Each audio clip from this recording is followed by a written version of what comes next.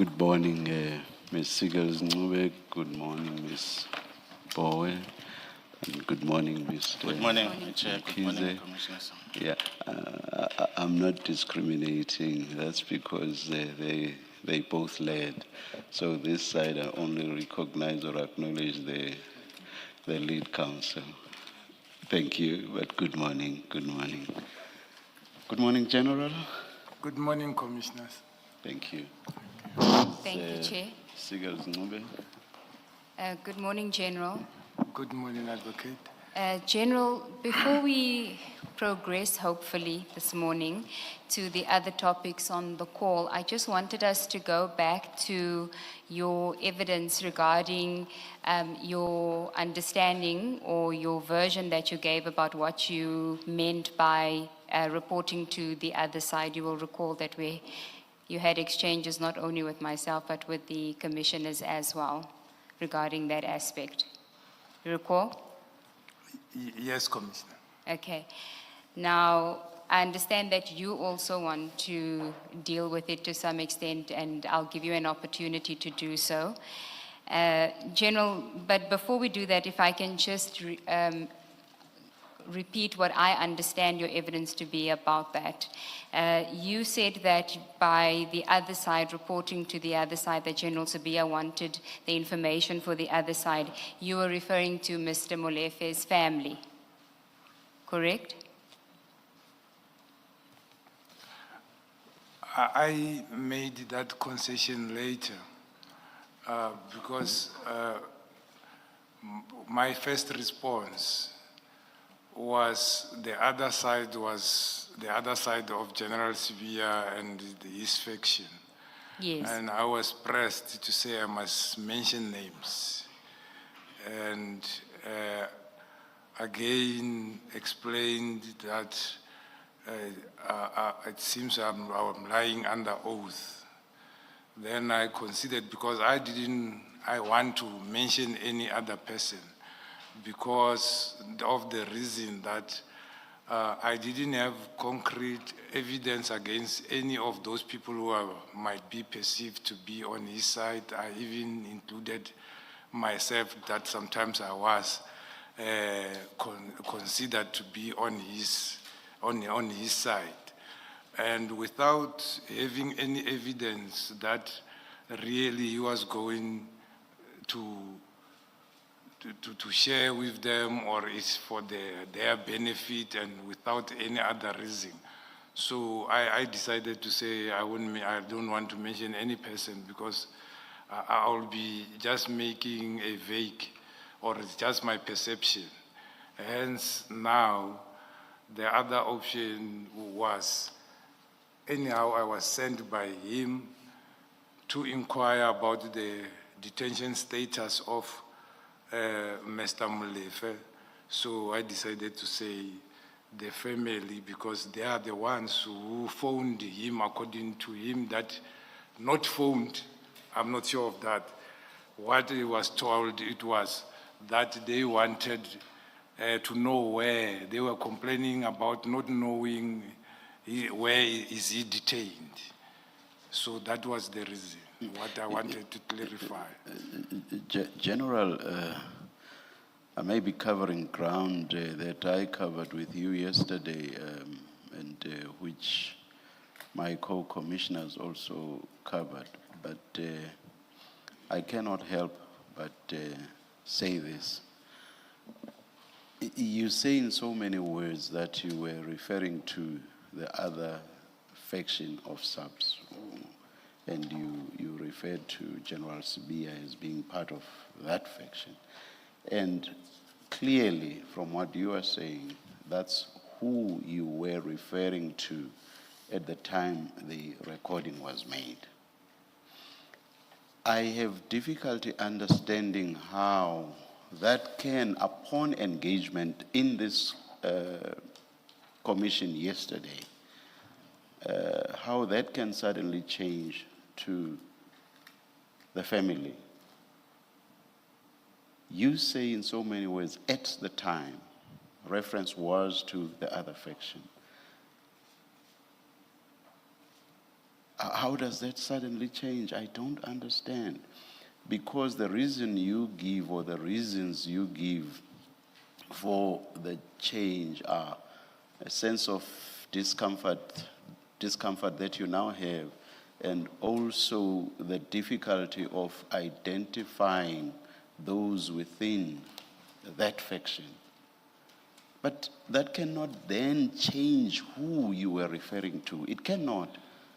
What you should rather say is, one, I have a discomfort saying more about that faction.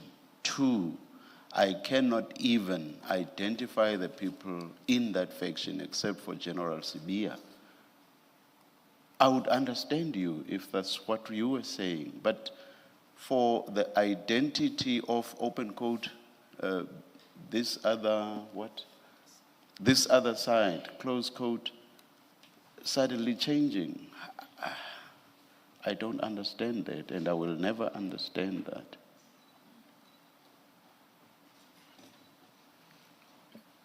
Commissioner, I agree with Commissioner that indeed I was referring to General Sibia, and when I said this other faction, and having difficulty to identify or to say specifically who is in his faction from the police and side. then that cannot change upon being Yes. engaged by the commission. It should stay there. That's who you were referring to when you said this other side. It should stay there. It should remain there. Not so.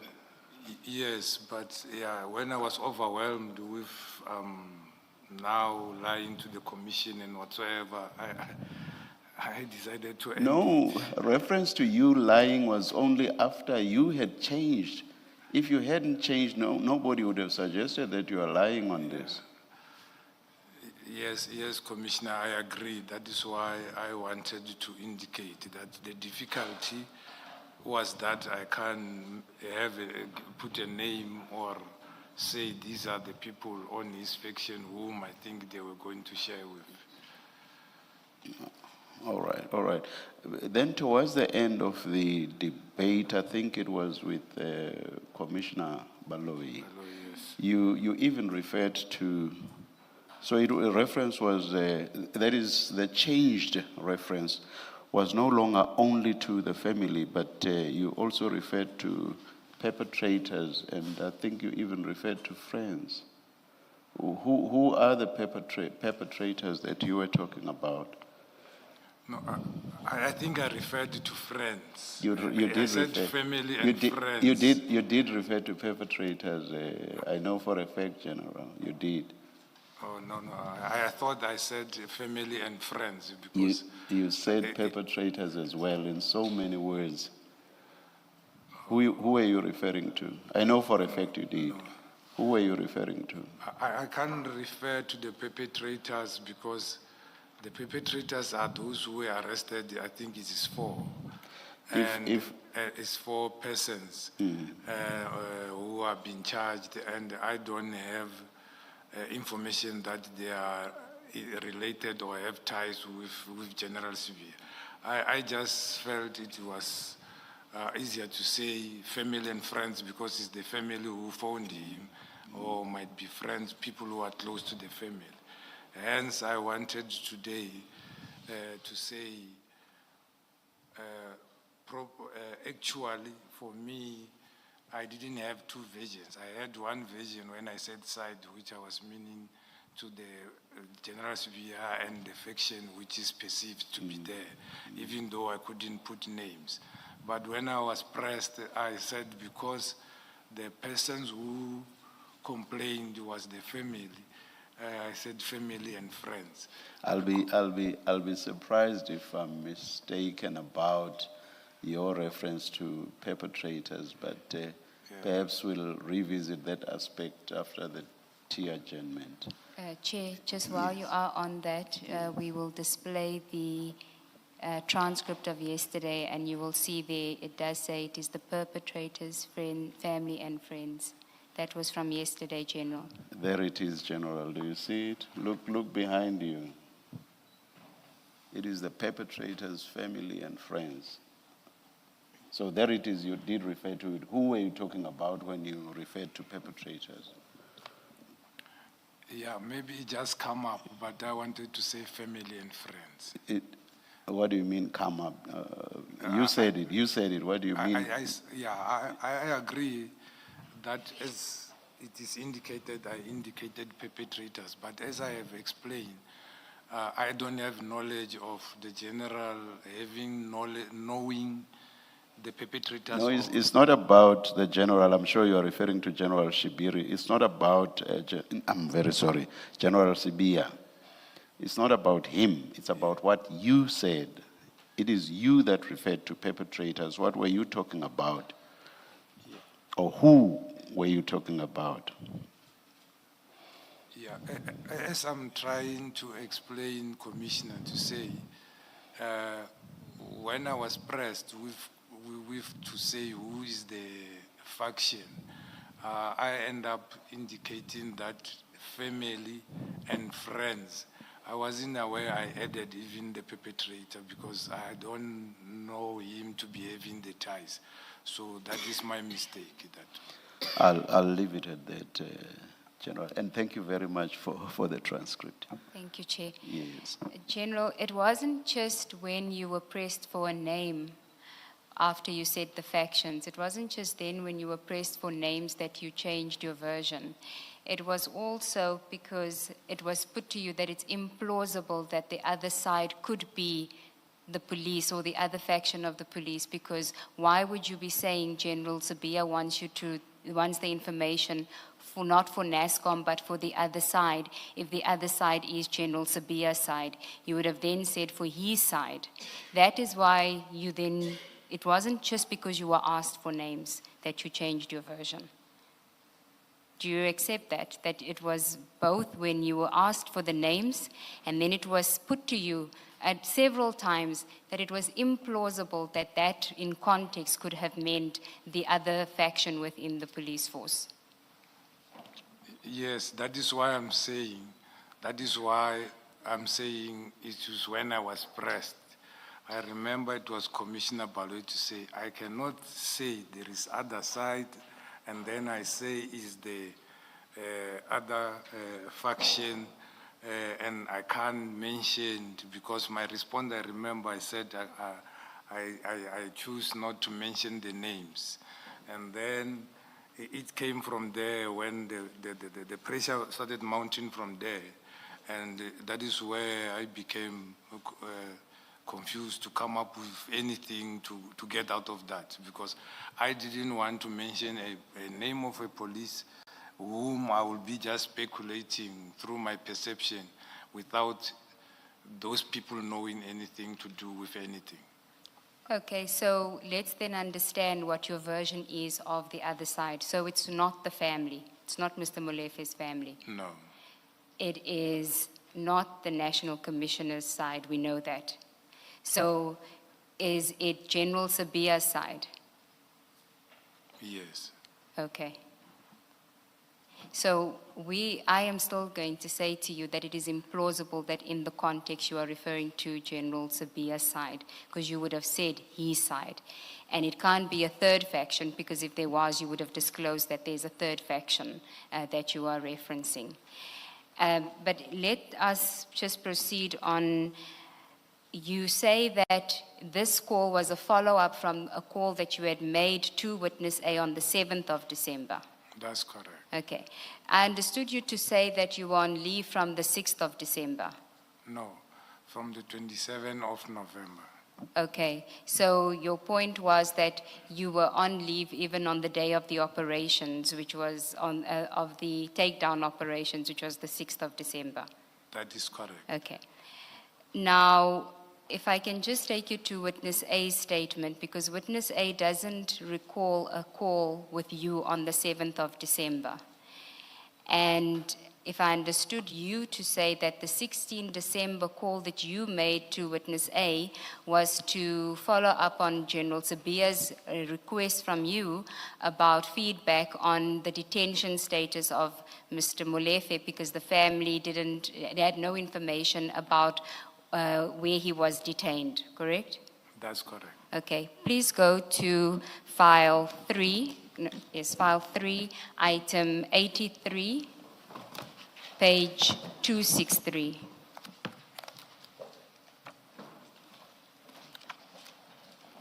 In fact, if we can start on 262.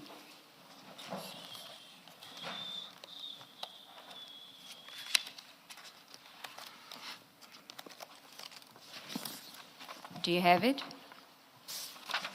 I'm at 262. Okay. Just before that, at paragraph 88, I just want... Okay, I just want to point out at 88.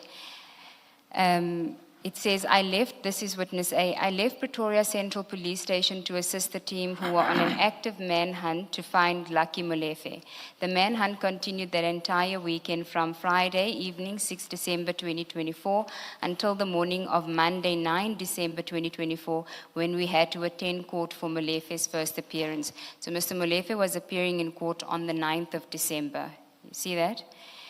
Then at paragraph 89, he says, on 7 December 2024, the day after Molefe's arrest, I received a call from Colonel Mokoena, who asked why I had not reported the arrest of Molefe.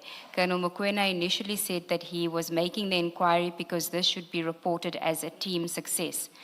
I was surprised by this because Colonel Mokoena was aware that Brigadier Hopani had instructed us shortly after Tau, Kekana, and Mabusela's first appearance on 19 April 2024 not to report to anyone other than her regarding the murder case. In fact, since April 2024, we had not reported to Colonel Mokoena regarding the murder case. Since then, there have been many significant developments, including Tau's bail release in August 2024 and his rearrest in September 2024 for violating his bail conditions. Colonel Mokoena had not once complained that we had not reported any of these developments to him at the time. Then on the next page, when I reminded Colonel Mokoena that we have not been reporting to him on this matter for the last 7 months, he then changed his stance and said he was only inquiring because he had received a call from General Sabia, who wanted to know why Molefe was not being detained at the police station closest to his residence and why Molefe's family had not been informed of where he was being detained. I told Colonel Mokoena that when we took Molefe from his residence, I informed his family members who were present that we would be taking him to Pretoria Central Police Station, and I also informed his attorney. Colonel Mokoena left it at that. Now, Witness A, and I inquired again with Witness A, he is adamant that he does not recall you calling him on the 7th of December. He only has a record of the call of the 16th of December. And it would seem to me that the 7th, if you did call him on the 7th of December, then your inquiry about where Mr. Molefe is being detained would make sense. But if you're calling on the 16th of December, it's 10 days after his arrest. It's more than a week after, or just a week after his first appearance. The family know where he's been, and he's already appeared in court. So it just seems to me, again, that it is implausible that that call on the 16th of December was this inquiry or a follow-up on this inquiry, because by then it should be a done deal. Everybody knows what the position is regarding Mr. Molefe. Do you want to comment? Yes. As I've indicated also in my statement, maybe he doesn't recall. I was also looking on my itemized billing for the state phone, because that is the only one I'm having where it shows the calls out, not calls received. And then my dilemma is, commissioners, sometimes when people are given my number, they are giving them my private number, which is the one which now a lot of people are sending me messages after I talked about it. So that is the one which, when I went to Vodacom to look for the itemized billing in November 2025, I couldn't be assisted. So I'm not sure with what, but if we request section 205, it will indicate. Indeed, I phoned first Brigadier Nama on the 7th, who is the component head of serious and violent, because I didn't know which unit from the province have made such arrest when I was asked to establish on the 7th where is. Then I end up calling Colonel Mkwena. He's there in my statement. And then he said he will follow up. And Colonel Mkwena didn't even give me this feedback, which it is on the statement of witness A. He gave me the telephone number, which I dialed. And he said he will come back to me sooner. They are busy. They are busy somewhere in the police. I think they were in the police station. And after some few minutes, he phoned. And I said, no, I wanted to inquire about the detention of Mr. Molefe, whom you arrested yesterday.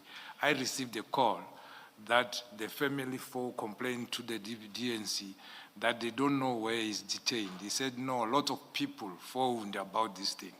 And they were with his attorney. He said, tell me something, I forgot only the surname. And then I said, for me, it doesn't make sense because ordinarily, if the attorney will go to inquire, that attorney should have been sent by the family. So it means this thing is unfounded, and then I will report as such. And then I don't know if I forgot to report or I send a WhatsApp to the DNC or whatsoever. Then but I phoned on the 16th because I received an invitation, and also I knew on the 17th I'm going back to work, and I forgot to ask what was he arrested for. That was the reason why I was phoning on the 16th, not to inquire about his arrest, to inquire about the charges which he was arrested for. So that was my testimony. But General, by that stage, he had already had his first appearance. So it would be known what he was arrested for. Why would you need to inquire about that? He appeared on the 9th of December. And if indeed you were following up on behalf of General Sabia about something as innocuous as that, it would seem to me, why the reluctance to report back to the other side, being General Sabia himself who's asking you this, who's asking you for the request? Why the reluctance? I was not reluctant on the 16th. On the 16th, I was supposed to be going there if I was feeling well.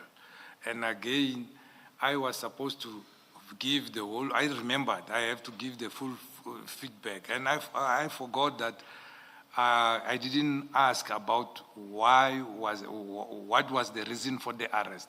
And I'm not aware when is the first appearance and so forth as I was staying home. So that was the reason why I phoned to find out what was he arrested for. So not to say the general phoned me asking me about it. I thought he will ask me about it when we meet because I didn't give him a full report. And on the day which he phoned me on the 6th, that is when I responded, but why don't you ask Kumalo, because Kumalo is the DPC and Mina, I'm sick, I'm home. So, but I end up, on the 7th, I end up phoning anyhow, establishing that, because I felt I couldn't have answered my senior like that. He always phones me, and it shows he trusted me to do the work, and always he tasked me. So it was not that I wanted to know where was he detained, and it was about the charges. And I didn't know when did he appear or whatsoever, because I made sure my patch stays there and I stay indoors so that I can get healed and I don't read, watch TV and read a lot of things for that reason. I could answer phones, yes. So there wasn't another call from General Sabia asking for information No. after you reported back to him after the 7th? Yeah, I think I sent the message back. and then you of your own accord called witness A on the 16th because you anticipated that General Sibiya would want more information when you get back to work? Or if I go that day to you said the birthday, I thought it was Thanksgiving. So I thought maybe if I'm going or if I go back to work, either of those days, I will be, you will expect me to give him a full feedback, also to say what, that is normal when you are tasked. You need to give full feedback, not feedback to the person who have tasked you. So I did that on my own account, not to say he phoned me to say, you still owe me. What doesn't make sense to me is that you are on leave. So there's no expectation that you are making these inquiries because you are not on duty. But this is about someone who was arrested at the beginning of December. It doesn't make sense to me why you would think that General Sibiya has not obtained this information from other people in your absence. You are not the only, in fact, this was not your matter. You are not responsible for this docket, that's one. So somebody else is responsible for the docket. General Sibiya knows that because he's talking to you. He's called you, he knows you're on leave, and he knows that it's not your docket.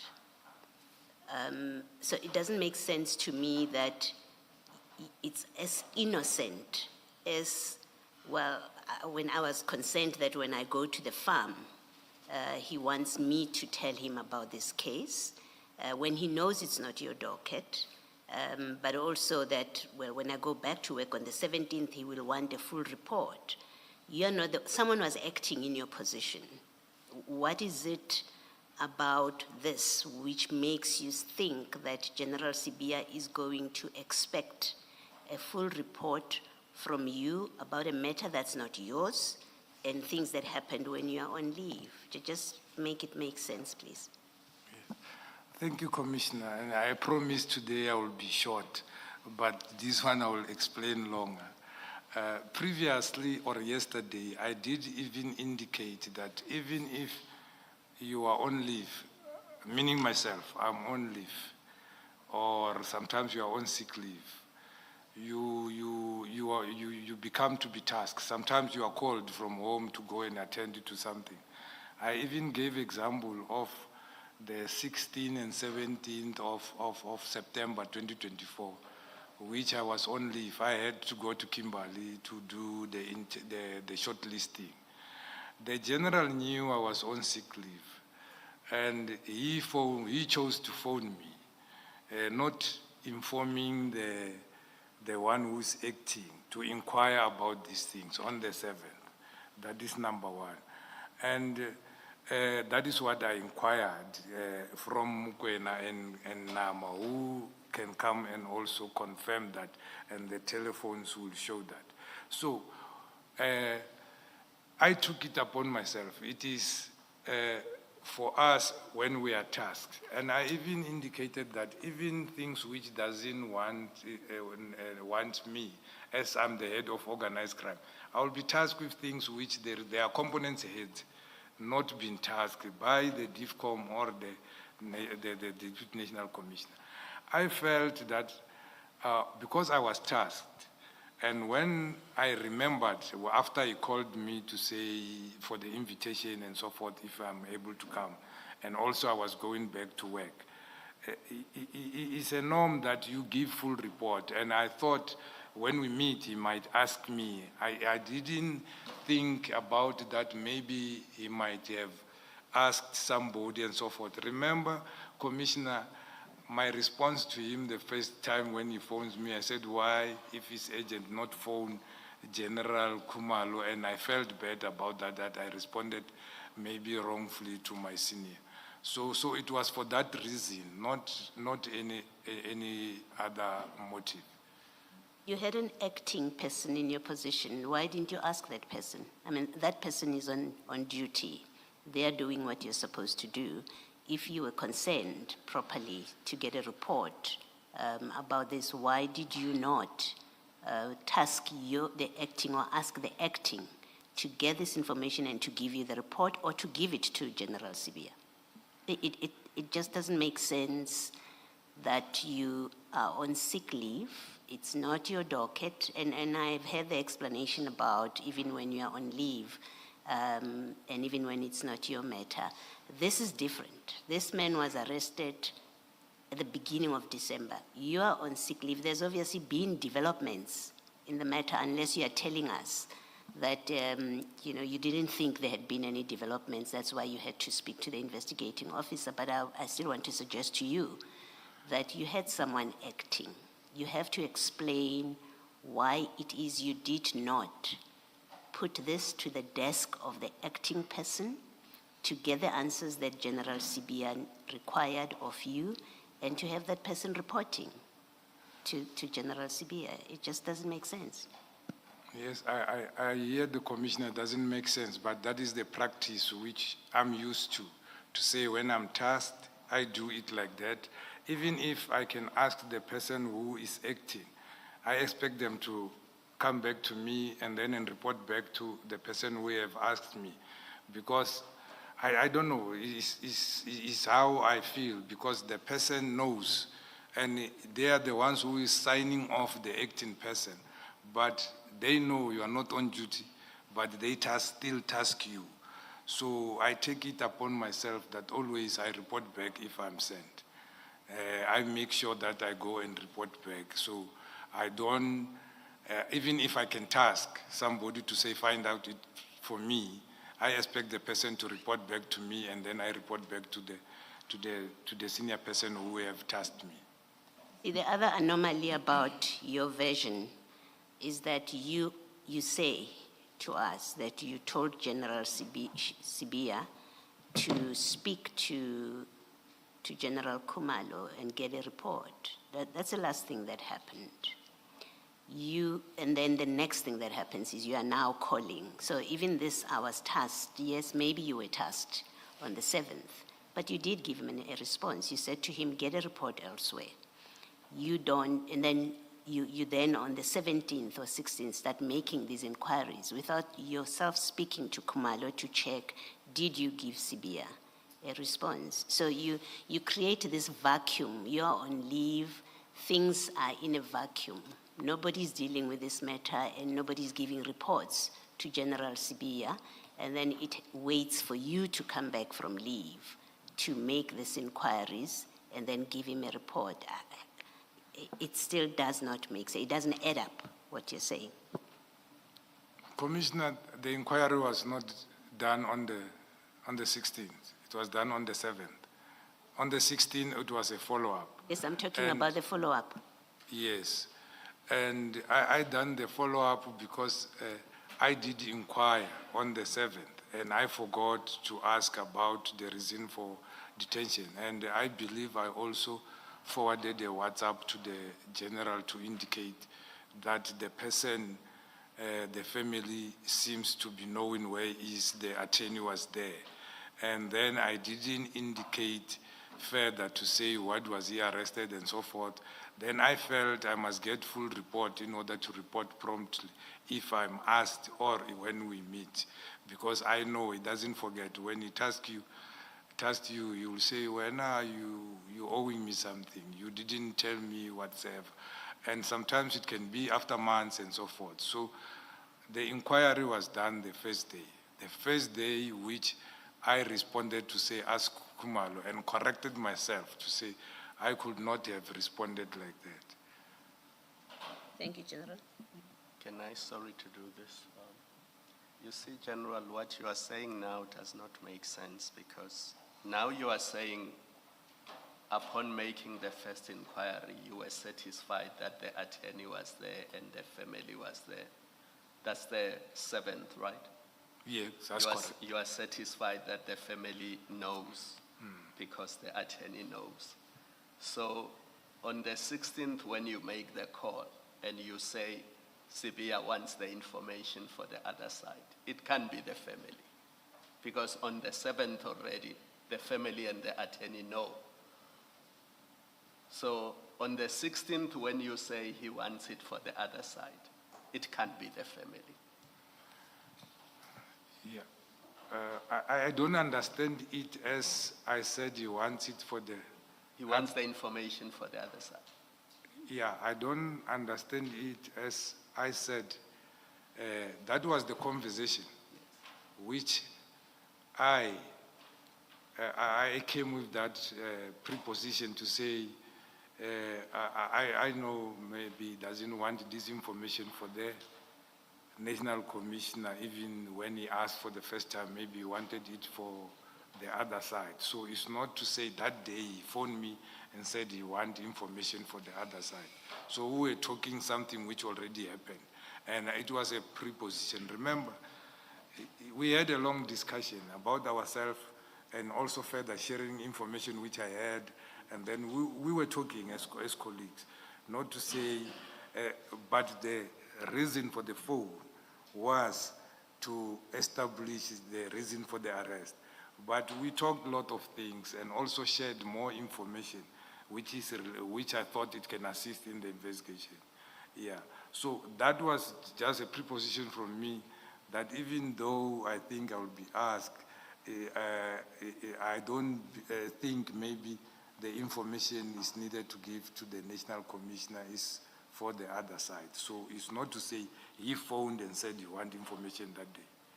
But why were you so conflicted? I mean, if General Sibia wants the information for himself and other generals at SAPS, or he wants it for the family, why did that bother you so much? Because you seemed bothered by this thing.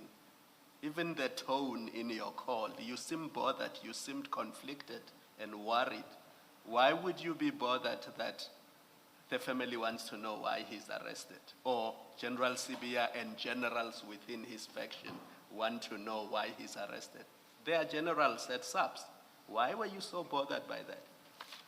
No, in our discussion, what was bothering me, which we discussed, is this thing that we do in our work and people threatens us when we do our work. I think if we can go in the whole, you will see that was the only thing which we were discussing to say, hey, people, they do things, but they know they will be arrested, but they don't want to be arrested. But this one, it was only in that sentence where we were talking to say, after I said the reason why I phoned, it was I wanted to know why the charges against the person, so that when we meet, I can be able to give a full report. But yeah, for me to have that perspective to say, I know he's not the National Commissioner maybe needing this. He might be knowing for his own information and his own faction. So it's me who said that. It's me who said that, but I was not bothered by that the family asked. So that one came when he was saying, you know, even that day, Colonel Mukwena, that was the first time he mentioned Colonel Mukwena, because on the 7th he mentioned a lot of senior officers were inquiring about this thing. And then he said Colonel Mukwena and Brigadier Guashu were promptly explained that the family was explained where the person was, and the lawyer was explained where the person was, and there was nothing wrong. That is when my response was, say, hey, these people are full of drama. And then I have learned, or I have information that this person was partners with the late Mswazi and other people. They were business partners and so forth. That is when I shared that information with him further. So not to say I was bothered by the general or whatsoever. I wanted full information so that when I explain, or if I'm asked, I explain in full. I'm a person who wants to explain in full or have full report if I'm tasked about something. General, did you know that when you, on the 16th of December, did you know that Mr. Molefe had his first appearance already in court? when you called witness A? No, it didn't come to my mind, but supposedly he's supposed to have appeared, because if you are arrested by the 6th, in terms of our law, within 48 hours, you need to be released or appear. And I think the 16th was on a holiday. Yes. Yes. So, but nowhere in this call does he tell you that Mr. Molefe had his first appearance already? And neither do you inquire what happened at the first appearance of Mr. Molefe? No, that was not what was in my mind. I was tasked to find out where he is. I forgot to ask what was he arrested for. No, but General, now we're on the 16th. You're calling to find out what he was arrested for. And in your statement, you say reason for the arrest. By reason for the arrest, do you just mean what the charge is? Yes. So if it was just about the charge, would you not have said this guy would have appeared on the 9th? You, a police officer, you know, by the time you speak to him on the 16th, there would have been a first appearance already, correct? Correct. So isn't that the first question you ask him? If your reason is to find out about the charge, for why he's being charged, as you say, isn't that one of the first questions that you say? When did he appear and what was it about? If it's a follow-up. Yeah, there is in one's logic, but I phoned for what I was thinking about that time, being to find out what I forgot to ask, what is he arrested for? Yes, but if it is what was he arrested for, by then you know that he has already had a first appearance, so you would have said to him, so this guy appeared already, what was the charge? You don't ask that. That was non-issue. Okay, so when you say reasons, it's just the charge. Yeah, I forgot to ask that. The person Okay. is arrested for, and that was in my mind at that time. So why do you then say he wants this information for the other side? He wants to know from the other side what Molefe has been arrested for, what is his charge? I think I already explained, even though I was struggling explaining to the commissioner, to say, I was saying he wanted for himself and the people who are close to him on his side. So that was my explanation. Okay, so if we are to then confine it to just being the charge, and I think we all understand that transcript, including witness A, as there being a reluctance on your part to share this information with General Shabiri. You don't want to report this information. It seems implausible that you don't want to report an information about he's been charged for the murder of Aman Swart. There's nothing sinister about that. You shouldn't be reluctant about that, correct? To just report back. I forgot to tell you that he's been charged for the murder of Aman Swart, if that was the purpose of the call. His response was, he was given instruction. He said they were given instruction that they mustn't talk about this case with any person. And Yeah. then any person who want to inquire further about this matter, it must be inquired to General Khumalo, and I've seen also he indicated also Colonel Mukwena and Brigadier Guashu. Yes. But if you go to the transcript, page 67 of the call, which is in file 4, CJC 97.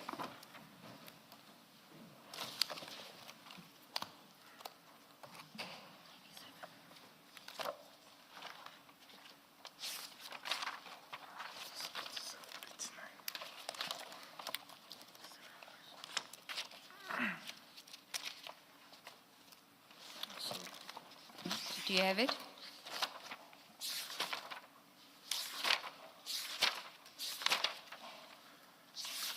Yeah, I'm at 97, but no, I don't know which No, page. CJC 97, it's page 67.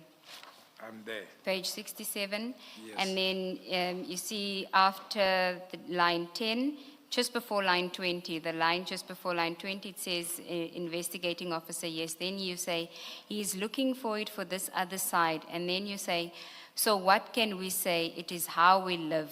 But as long as we are safe, you see. This suggests that you feel like you don't have a choice. This is how we live. These are the things that we must do now. You don't want to do it, but this is how we live. But at least we're safe. That is how one interprets it. You are reluctant, but you feel that you have no choice because you are in a situation where this is just how my life is now. Yes. You see, you are off sick, you are phoned for such a thing which anybody can provide. As I indicated, even the Commissioner Baloy indicated, somebody is acting, there is a provincial head and provincial and DPC. But you are phoned for specifically yourself, you wonder why. And then that is how you live. As long as you are safe, you are living, and then you are doing your work, is fine. And you see, General, if you go to page 68, it continues. We, reading this, not even being part of the conversation, can sense your reluctance. It is palpable from the pages that you are reluctant to report to General Sibiya. If we take it that this is a genuine call to witness A, and that you are being forced to make this call to witness A to get information that you don't want to get. And that's the premise that I'm approaching you on. There is, of course, another basis, that this is a deliberate call made and it's orchestrated to get information out of witness A. But for present purposes, I want to suggest to you that if we look at this, it sounds that you are reluctant to give this information, you feel forced to give it. And that's the lens that I'm going to question you on this now. If you look at the next page, you speak about Joe, and then you say, but I asked myself that, okay. So I said no. Which line? This is the first line 1, Chair, and then I'm reading from line 3, but I asked myself that, okay. So I said, no, General, give me time. I will give feedback later, or else if you are in a hurry, you can phone Kumalo to send you the report. Myself, no. Again, it seems like if you don't like the terms on which you are being asked to give this information. So it cannot just be about the charge. And I think when you prepared your statement by saying reason, you could have simply said charge, but you were being asked to get more than just the charge. You were asked to get information, General, that despite everything that we have dealt with over the past couple of days with you, there was a line you were not willing to cross. This is what it suggests here. Even you were not willing to cross this line that General Sibiya wanted you to cross, and you were reluctant to do it. And I cannot understand why you are now so hell-bent on not saying that I didn't want to give any information that would compromise the investigation or the safety of the officers. Why can't you just say that? Because it is clear from the transcript and the recording that if this call was a genuine call to witness A, that is the situation you found yourself in. You didn't want to cross the line. Yeah. As I have already explained here, if you go to the whole paragraph, I even indicate, because I said we were discussing more things relating to what I thought what was happening and what is been happening. And if you see where I started, it is like I was thinking about all these things is all about taxi violence. Now it goes out to killing innocent people. And I also talked about the issues which were giving me problem on my component, being extortions done by who and who. And also going back to the same day where I said, not now because I was not feeling well, why don't you phone Kumalo? So I don't know if ever this thing is intertwined in terms of how it is being extracted here or translated here. But it goes back to the same thing when we started, when I said, why don't you phone this and whatsoever. But going further here, we're discussing a lot of things, and I thought because these people were involved in this. The only violence happening is amongst taxis. And I see now they are venturing also into extortion and so forth. So you can see this was casual talk between two colleagues, and I couldn't dream that he could even record me for that matter, because always when we speak cordially. It's either he's asking me how I am, I'm asking how are they still safe, and then encouraging them and so forth. So what you are thinking or taking out of this is not what I meant. General, if it's not that, then it's that you were on the other side of the line and you were getting information from witness A. You made this call not to find out about the charge, because Mr. Molefe had been arrested on the 6th of December. He appeared on the 9th of December. It's now the 16th of December. Colonel Mokoena called. She was given a direct answer from witness A not to share information with anyone else. And if you were on the other side, if you were on General Sibiya's side, and this is an orchestrated call, then that version also makes sense, because you are now trying to get information from witness A that nobody else could get, and you were luring him by telling him about your 2013 and 2016 experience and trying to suggest to him that you're on his side. It's one of the two, General. Yeah, it's very much surprising that you think that way. You, advocate, you just said the accused has appeared in court already on the 16th after 10 days. So obviously, if I was looking information for the family, obviously the family was at court. Or the lawyers were there, the friends was there. So what information will assist the family about knowing what is the charge? Not the family, General, the other side, General Sibiya's side, and the information that they wanted was the evidence against Mr. Molefe. That is what they wanted. That is the reason for the arrest. It's not the charge, it is the reason for the arrest. You wanted to know what evidence they have. That was not the question. The question to witness A was, what was he arrested for? Not to explain what did he do or the incident. So it's not what was asked. What was asked was, what was he arrested for? In your statement, you say reason for the arrest. So reason can be more than just the charge. It can include, as an investigating officer, what evidence is there? And you are trying to lure that evidence out of him. You're trying to get it out of him by playing on the fact that you've had an experience about safety. You're telling him, you're appearing to be reluctant to give this information. It can only be one of two. It's a genuine call and you are genuinely reluctant, and that is why you're giving him this information, or you're giving him the information because you're trying to get information for General Sibiya's side, which is a side that you are also on. There's no innocuous interpretation of this call, General. You see, I explained what I wanted to ask. And now I've been explained English. We use books in the SAPS. It will say SAP 14, for example. It will say reason for arrest. You write murder, rape, or whatever. So my English and your English will never be the same. So you will stretch it further according to your knowledge. If Shiviru's knowledge ends here, so it doesn't mean my capacity is like yours. So I responded, Commissioner, what I was inquiring about.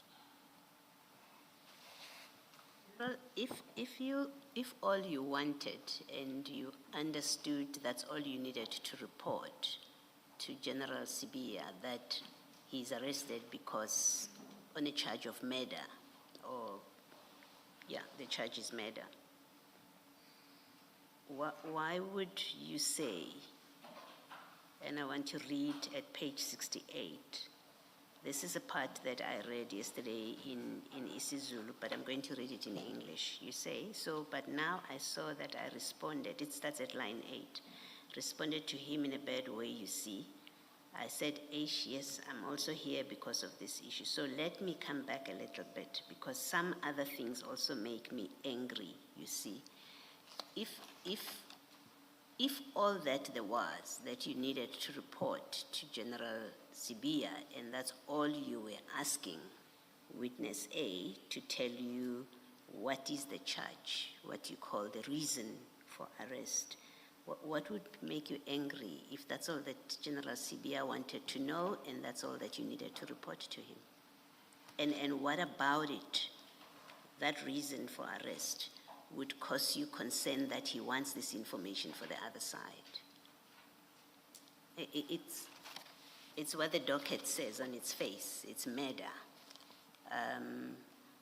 Why don't you want to tell General Sibia? You do explain, I didn't go, at the farm I know he would ask me, he's invited me so that he can ask me about this.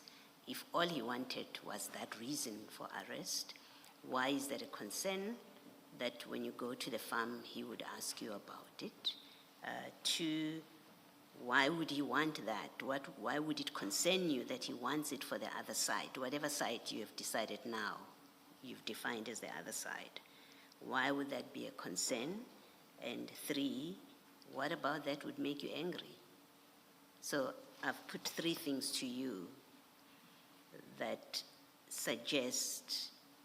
In fact, maybe let me leave it at this point now. Why would you have difficulty with that you're going to have to tell him, yes, he's been arrested for murder? If that's all that you wanted to know from witness A and that's all you needed to report to General Sibia. I will try to follow. The question sometimes is long and then and I miss some along the way. I have indicated that I forgot to ask what was the person arrested for.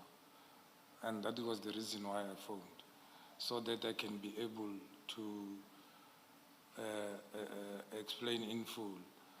And secondly, even the day before, when I started here testifying, that I had a serious challenge in my workplace, that everything is pumped to me, even including things which doesn't need my components. I indicated there were 5 components. I even gave example of serious and violent happening in Lisikisik and Port St. John's, which I was thinking it falls under General Mtsipe, will go there. CIT, which is dealt by DPCI, then I will be sent there. I didn't worry about the Eastern Tebeja because gang violence is within my sphere, and extortions and so forth. So that is what I was always pestering me, complaining about always. So that I'll be tasked unnecessary things and so forth. So to say the other side, I've already explained to say his side or to discuss with the people who are in his side, because as it was indicated, and also he testified. He was not in the. He's not in the side of the National Commissioner. There are people whom he believe they are fighting, and it is clear for everybody to see what was happening. So, without getting deeper to things which, again, I will be putting myself into questions which I cannot respond to. I think I can end it there. That was the reason. And the murder, it is there on the docket, but I never saw the docket. And hence I asked. And I didn't see any danger in asking, because I usually ask them and phone them on a daily basis. And not specifically him, all the investigators, if I'm tasked to. No, General, and maybe it's my fault for how I asked the question. You complained that it is long, and that's a fair comment to make. Let me repeat what I'm putting to you. you say in what I've read, it concludes by saying some other things also make me angry. That is in the telephone call. But the other thing that you said in the telephone call is that you know he's invited you to the farm because he wants to ask you about this case. He wants information. That's what you say on the call. And then the third thing, relevant thing that you say on the call is you know he wants that information for the other side. So those are the three things you've said. Now, in your exchange with Ms. Sigals-Ncube, you say all you wanted or all you asked witness A was the reason for the arrest. And the reason for the arrest is murder. That's all you wanted to know. So that's what you've just said, and I've put to you what you've said in the transcript, which I say is relevant. Now, this is my question now. Maybe if you would then focus on my question. My question is, why would you not want him to ask you for the reason which is simply murder? What's your concern? That I don't go, and I know at the farm he wants to ask me about this matter. And if the answer is, well, he's arrested for murder, why is that an issue? And one, at the farm. Two, why is that an issue if he's going to share that with the other side, that the man has been arrested for murder? What is your concern about that? And if all you wanted to get from witness A and to share with General Sibiya is murder, why would that make you angry to tell him that you are having to tell him that kind of information? It's that which, again, I say, it just doesn't add up. Your explanation of what this telephone call was all about, it's implausible. If all you needed to convey to General Sibiya is that he's arrested for murder, then it doesn't make sense that you have these concerns that you've recorded here. Yeah, it is becoming more difficult and more difficult for me to respond for this thing because I respond one thing forever. Here it says, but now I saw that I responded to him badly, in a bad way, you see.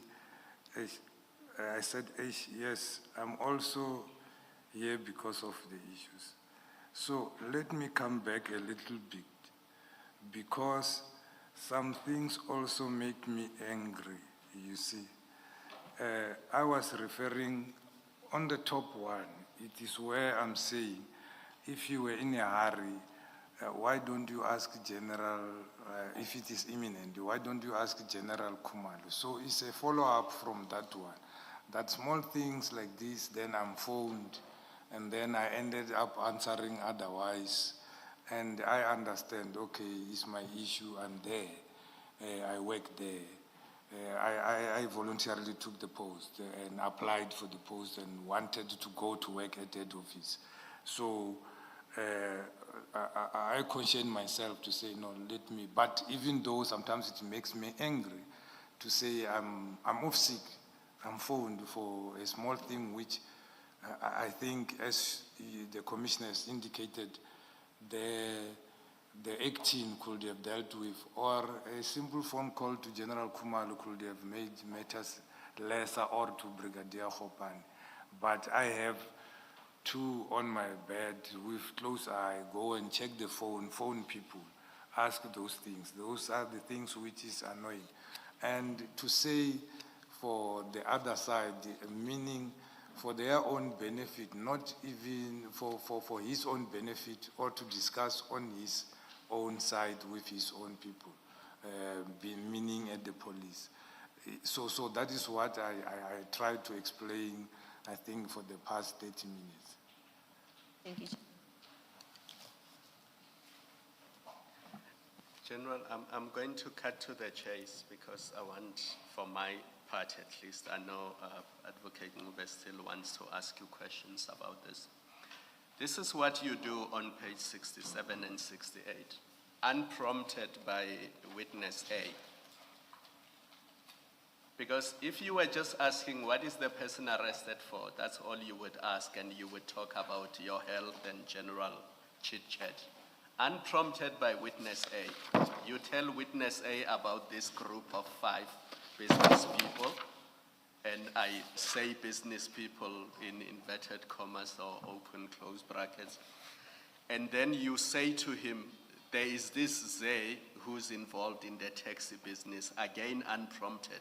And then now you go to General Sibiya and you say, you see, this person is close to General Sibiya and General Sibiya is close to Julius Malema. And then this is the important part on page 67, line 15.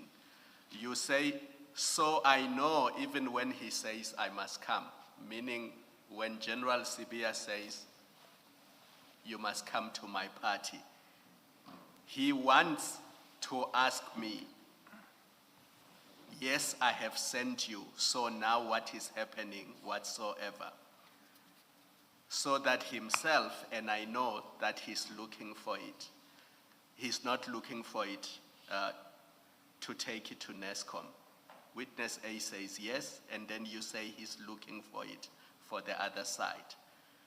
So what can we say? This is how we live as long as we are safe. Witness A says yes. Then you go back to this group of business people. So you don't talk about family, you don't talk about another faction in SEPS. You say, so Mina, I was thinking that maybe it links to the taxes. That's General Sibiya's request. That's what you are linking here, correct? When you say it links to the taxes, correct? No. And then you say, but I said no. But this in the taxis, and then you continue, they got out. The person who is left there and causing problems is Joe. Plus in those extortions, he is there. These boys of his, Bafanas and what. But I asked myself, that okay? So I said, no, General, give me time. So you see how you linking General Sibiya with all these things, unrelated to the request. You say link to the taxis, but I said no, General. But I asked myself, okay, I said no, General, give me time. I will give you feedback later. Or else if you are in a hurry, you can phone Kumalo to send you this report. Myself, no. So that was your discomfort, because although you're talking about a request General Sibiya made to you, you unprompted mentioned this group of 5 business people to witness A. You mentioned Zay. You mentioned Mr. Julius Malema. You then go to the issue of taxes and extortions, and you link all of that with General Sibiya, and you say, you know, if he's in a hurry, you don't want to be part of it, he must phone Kumalo to send him the report. And apparently this is where you left it. That's why you felt bad and you needed to make follow-ups. To me, reading this, it suggests that your discomfort was exactly that. The link with all these people and your concern, which you were expressing to witness A, that General Sibiya requires this information for these people that you mentioned in page 66, 67, and 68. That's how I read this transcript and the audio clip that we listened to. Because nowhere in 66, 67, 68 do you say, hey, you know, I'm concerned about the factions in the SEPS. He's looking for this information for this faction. I don't like this factionalism. It makes me uncomfortable. The only people you are referring to in those 3 pages are this group of business people. And I use that term business people loosely. And that bothers you because you even say it's linked to extortion, it's linked to the taxes, it's linked to these people. I asked myself, so I said, General, give me time, I will give you feedback, or else if you are in a hurry, get it from Kumalo. That's how it looks to me. If I'm wrong, you'll say you are wrong. It has nothing to do with that. But it won't make sense why, when you are discussing invitation to a party, you would then mention all these people. Because they have nothing to do with the invitation to the party or the request that you get this information. Do you follow me? Although it's too very long. Yes, I know it's long because I had Yes, to paint that I full follow, picture. I follow. I can break it down if you need to, but if you followed, you can just give your comment. Yeah, I thought it was a conclusion of the commissioner concluding the whole thing. I'm saying, looking at the 3 pages together, Yeah. that's what it looks like to me. It looks like you were linking General Sibia's request with his association with all these people. Yeah. Is that not what it looks like reading the transcript? I already said no. I already said no, and I plead that my explanation also be listened. It might not make sense to oneself, but this is what I'm explaining. It was a discussion between 2 colleagues, and it was not a meeting which was structured. And I said a lot of things. Number one, I shared the information to the member because I knew I said this yesterday, he was at the safe house, and now they have a team that they are more mobilized to deal with this thing. I indicated to say I got information now that this person you arrested was belonging to these people, and they were business partners. They were how many? And I thought it was only along the taxi, and I hear there is also mining business involved. Then I said, I further talked about what is currently happening, saying I thought after the passing of the old man, then now Joe took over. It's only that. Also I see his voice.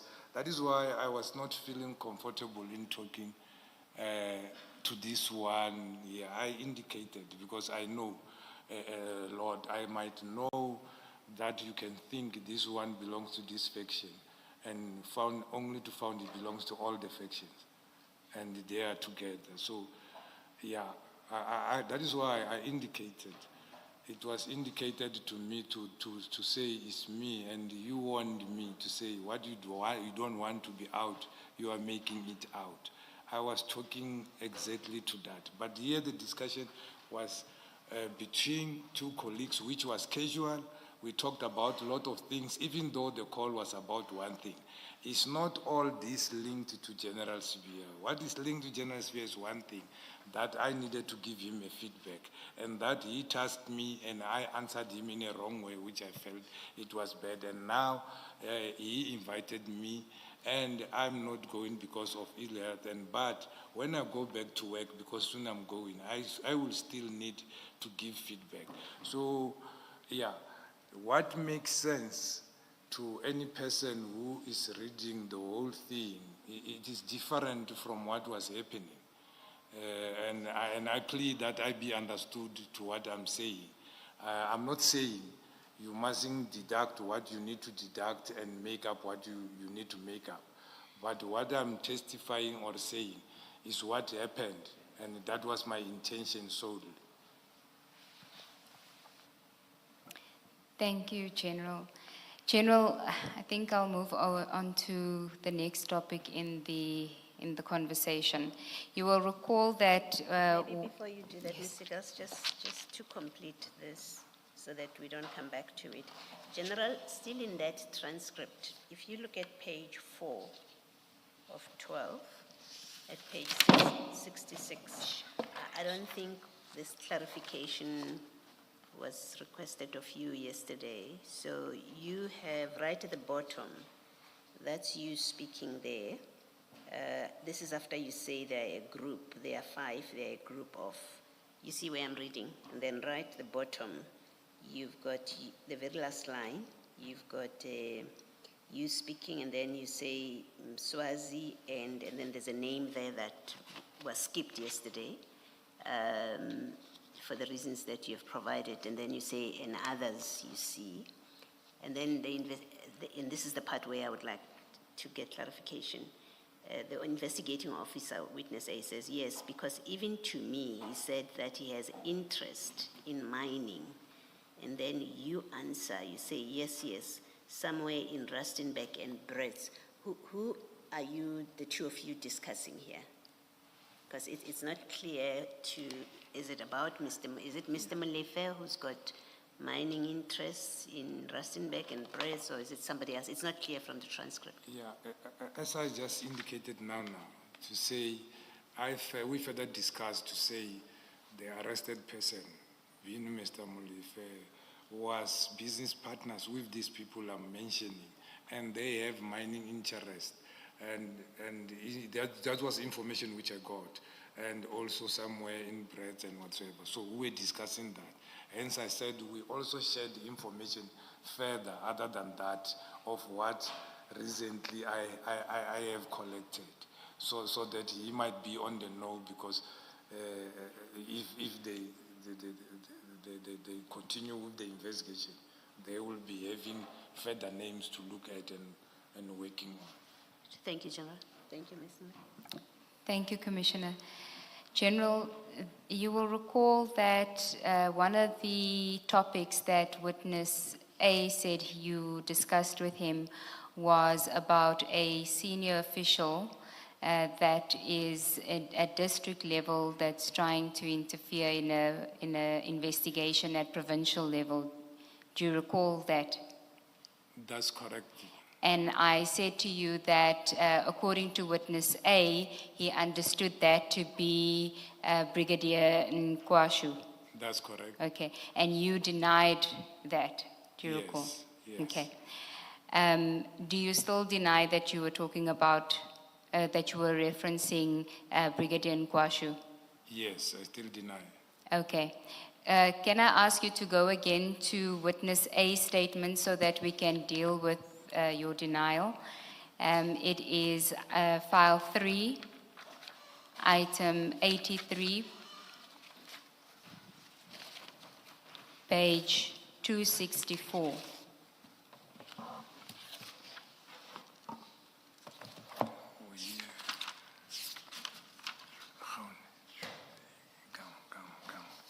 Transcript. Yes, but I want the transcript. I'm there. Okay, paragraph 96. Do you have it? Yes. General Shabiri also said that this is witness A's statement, that we must be very careful because the people we are dealing with are heartless and they will never allow us to relax.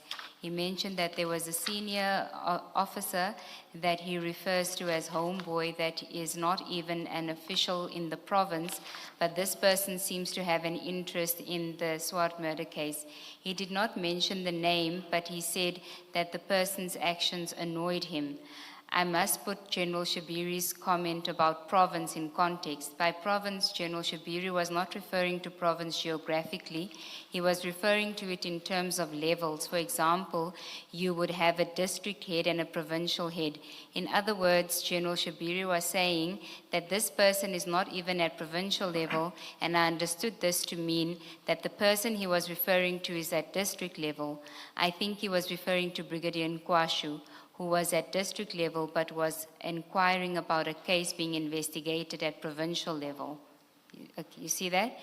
Now, if you go to file 4, to the transcript of the call, and it is CJC 97, page 70.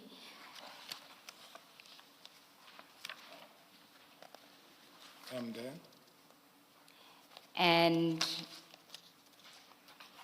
if you go to, and then for the Zulu transcript, it will be page 82 of that file. But page 70 of the English one, you say, after line 10, so line 12, yes, you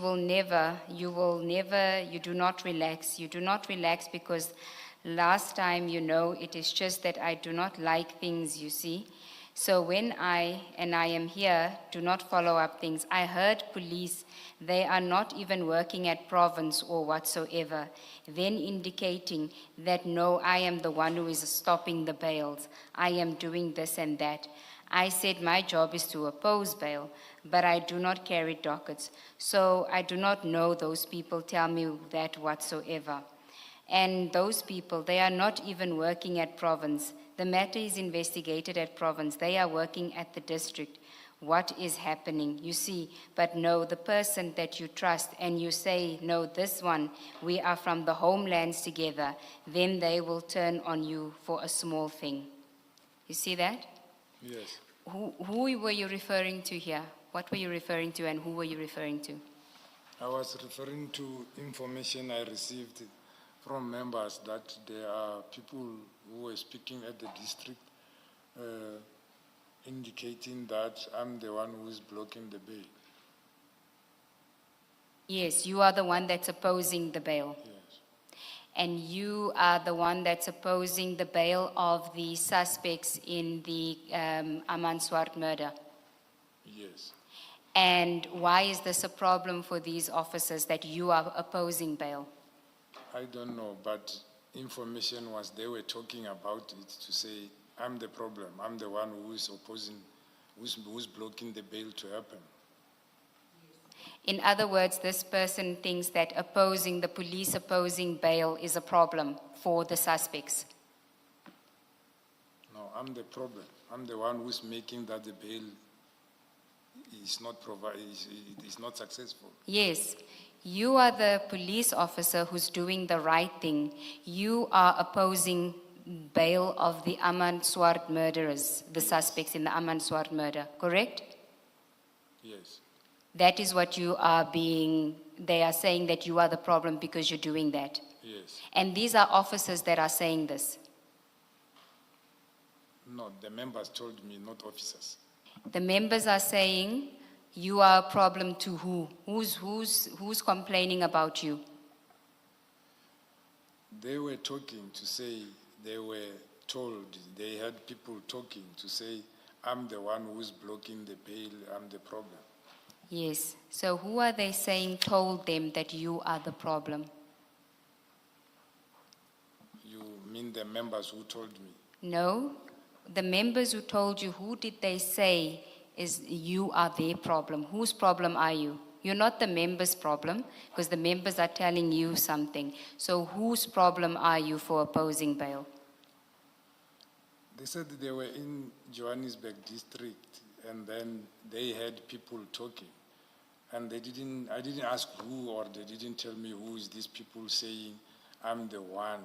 They said there's a talk out there which indicates you are the one who is a problem blocking the bail for this and that and that. I said, they are talking nonsense. I'm not even investigating the docket. Okay, and when you say the person and you say we are from the homelands together, who is that person that you're referring to there? So people who were telling me I'm from Limpopo. Obviously, the investigators who were telling me they are from Limpopo. So I'm thinking the people who were also talking with them, they might be people from Limpopo too. So you can't trust anybody. You'll say, this one I'm used to. And then it will be the people who are talking behind you or plotting things behind you. Okay. Are you saying you were told that someone from Limpopo says you are the one that's blocking bail? No, the group of the people who were telling me are from Limpopo.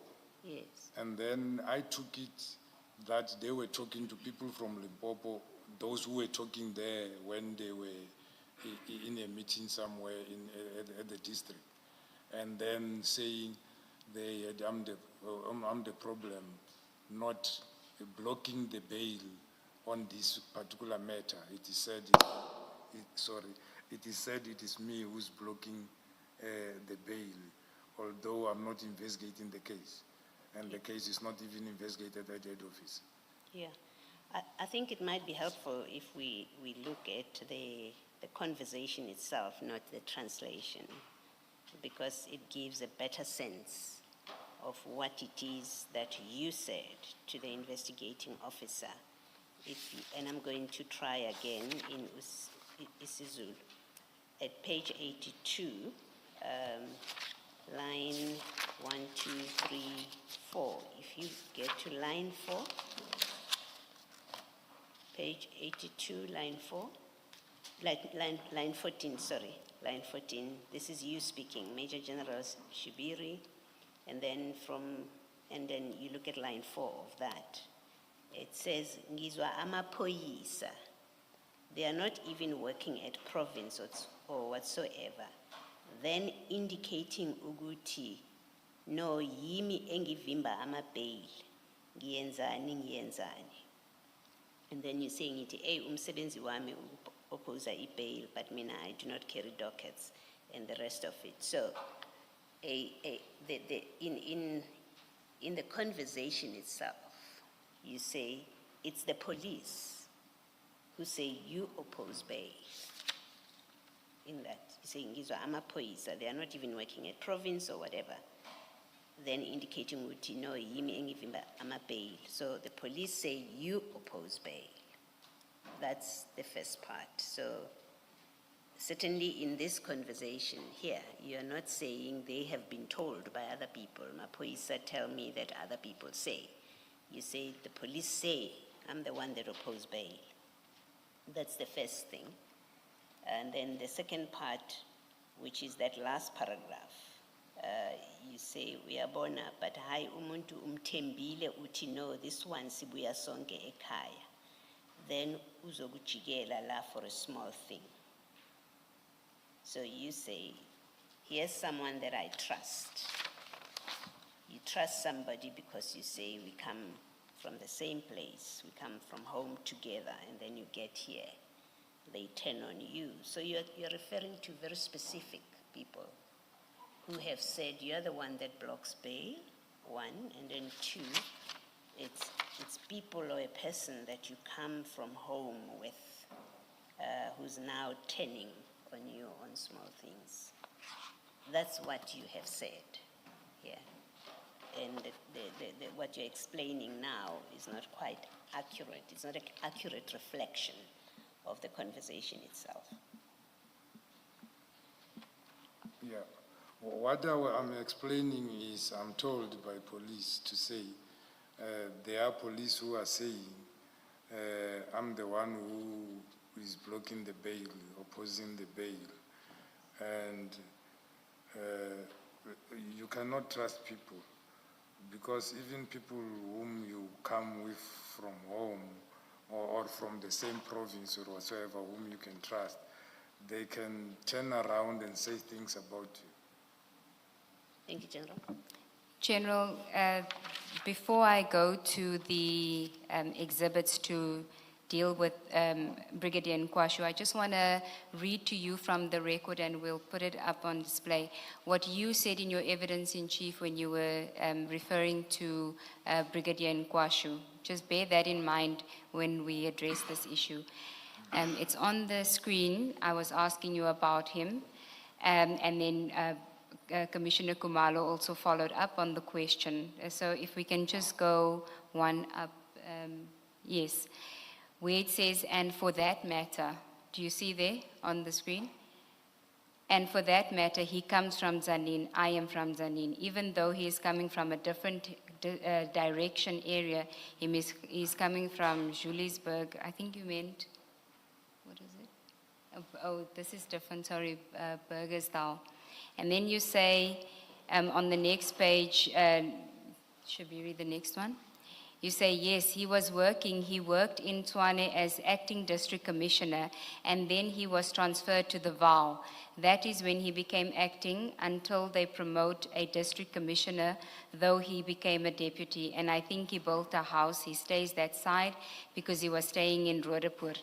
So we were in the West Rand, all of us. So we meet occasionally weekends as friends to drink, not work-related or whatsoever. So in terms of reporting, it was reporting to the district commissioner. So that is how you referred to Brigadier Guashu. Now, if we can go to file 3, item 84.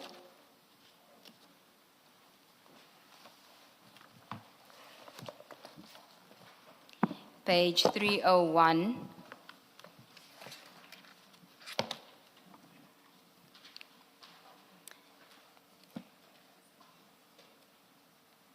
It's witness B's statement.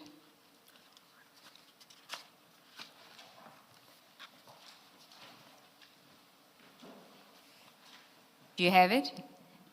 Yes. Page 301, paragraph 75. The bail for Mr. Tau on new facts was eventually set down to be heard on 1 August 2024. It is worth noting that there were several concerning events around this bail application. Our unit usually has a meeting on Tuesdays to receive update. On Tuesday, 30 July 2024, when attending such meeting, Sergeant Chukuru approached me to ask about the Vereniging murder investigation. In particular, he informed me that Brigadier Guashu, the Deputy District Commissioner Sidibeng, currently acting District Commissioner, had asked him to ask me not to oppose the bail application of Mr. Tau.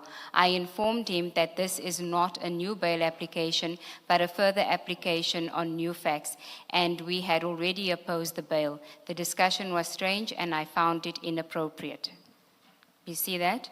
Yes. And then at 75.4, shortly after the bail, Sergeant Chukuru requested that we meet. We met at Mall of the South. He told me that he was sent by Brigadier Guashu to thank me.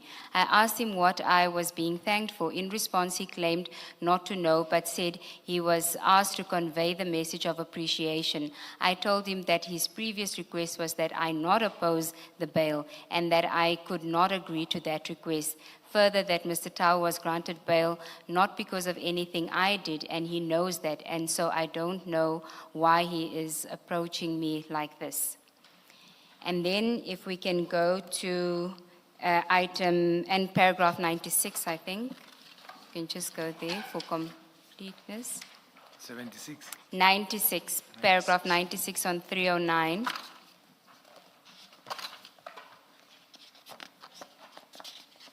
Let me just confirm.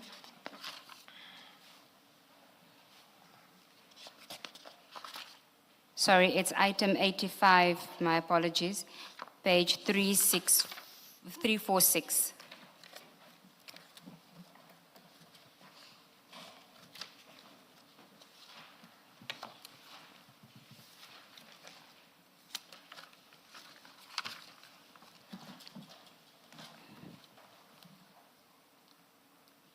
Do you have it? Yes. Paragraph 55. Upon questioning him about these items, this is a witness C statement, sorry.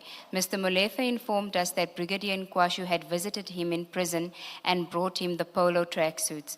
I found it startling that a senior SAPS official who had no active involvement in the murder investigation would visit an accused of a serious crime at a prison facility. We took steps to determine the facts surrounding this.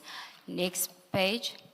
56, our inquiries revealed that Brigadier Guashu had attended at the prison facility on 9 December 2024 and introduced himself as the brother-in-law of Mr. Molefe. The brigadier allegedly informed the prison officials that the accused, Mr. Molefe, was arrested at the airport and was therefore not in possession of any clothes or food. He therefore wanted to see the suspect. The prison officials further advised that Brigadier Guashu had arrived at the facility after visiting hours, driving a white BMW SUV that had no number plate. This was alarming to them because if Brigadier Guashu attended in his official capacity, they questioned the removal of the vehicle registration plates. And then at paragraph 10, on 10 December 2024, the head of Groenpunt facility, Mr. Nkoli, went into the accused cell to ask him if he was related to Brigadier Guashu. Mr. Molefe said that he was not related to Brigadier Guashu. You see that? Now, when you go back to the transcript of the conversation between you and witness A at page 70 of file 4, here, when we had, now that we have that in our minds, do you see why witness A thought that you were talking about Brigadier Guashu as being the person that was trying to get you to stop bail, that was trying to stop, that was trying to interfere in the investigation, the Swart murder investigation, the district officer trying to interfere in a provincial investigation, who is your homeboy? Yeah, when I submitted my statement, witness A already has submitted a statement. And what is in my statement, which you depicted there, I was responding to the question from the commission regarding our relationship with Brigadier Guashu, specifically. And what happened what mentioned in the statement, Brigadier Guashu sending Chukudu and to speak to the investigators regarding the bail, I think it happened before December. And we are talking in December, where I'm saying some members at the district informed me that there was a talk about me that I'm the one who is blocking the bail. And that time, already he thanked the people for arranging bail as he requested and so forth. So, and I indicated, those members didn't even want to tell me who is the person. And the district in Gauteng, there are 6, if I'm not mistaken. And there are a lot of people coming from my homeland and others not far from where I'm staying, working there. And there's nowhere where I'm saying here in the transcripts that is a district officer. I'm saying people working from the district, and then having interest in cases which are not even investigated by them.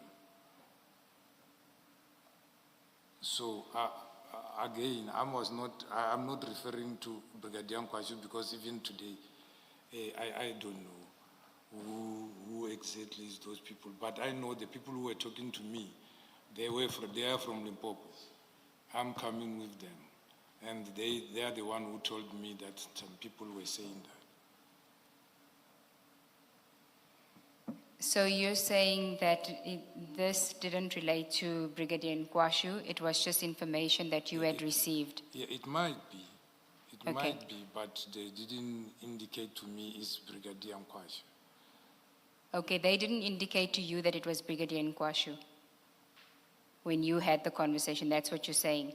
But it's possible that they were referring to Brigadier Guashu when they were giving you the information. I said it might be possible, but I'm not saying they were referring, they didn't say they were referring to you. So I agree with you, it might be possible based on the analogy here, but I also indicated that it was in December when we were talking, and I'm not sure the request for bail and when the bail happened was which month.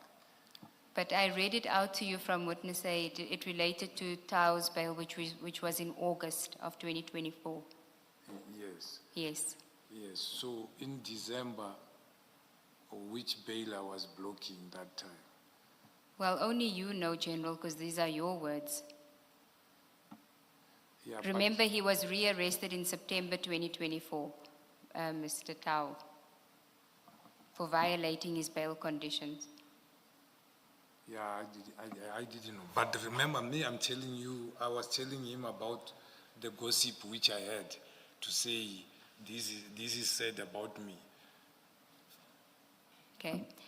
Chair, you take the agenda. Let's adjourn and resume at 11:30.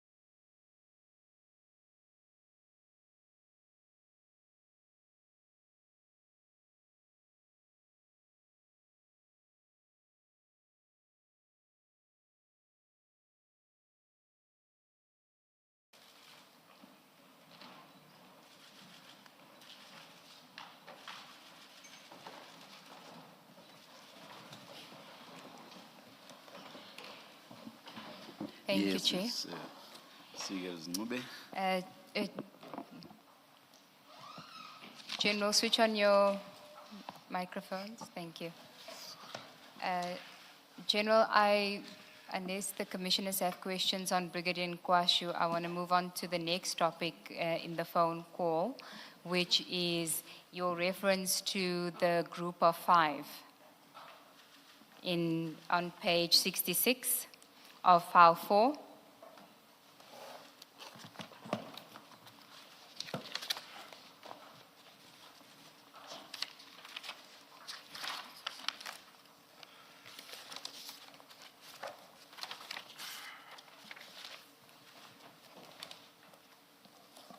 Are you there? Yes, yes, Advocate. Just 3 lines above line 20. You say, yes, no, you see those people, they like drama because this guy was the same group with Mswazi. And we know by this guy you were referring to Mr. Katiso Molefe, correct? Yes. And then you next speak, you say, yes, him, I am sure they are 5. They are a group of, they are 5, they were 5. They are having other companies together also, or mining rights together, right? Now, can I just ask you, when I had put witness A's version about this to you, you had denied that you had said anything about a group of 5. Do you recall that? When I asked you in your evidence in chief, can I just read from the record? And maybe we can display it. What was the question?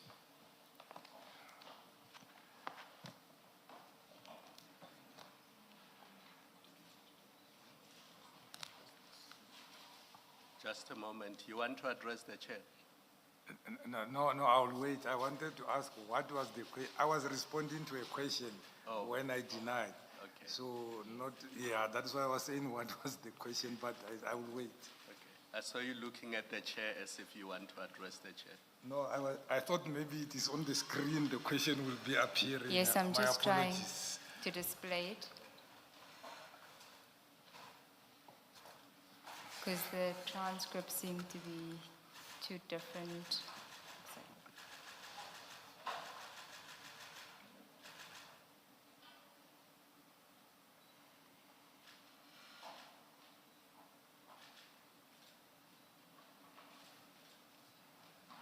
Yeah. Okay. So it will come on the display, General. I was reading from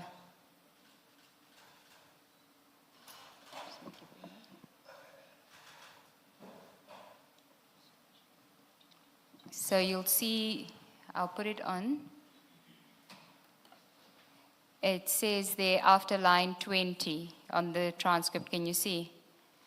Okay, then 94, during the call, General Shabiri told me that Molefe was part of a group of 5 individuals with interest in mining. And then in the Northwest Province, and that one of these groups belongs to a group of, and then the name is given. And then I asked you, and you say, no, I deny all of those. Do you see? Yes. And I even asked you about, you also said another guy is a Zulu guy called Zay, who stays in Sandton, who I understood to be Zay Ngomalo. He said Zay is close to Julius Malema, who is close to General Shabiri. And you said you deny all of those. Yes. Now, do you want to just comment on that denial in light of the transcript of the call? Yeah.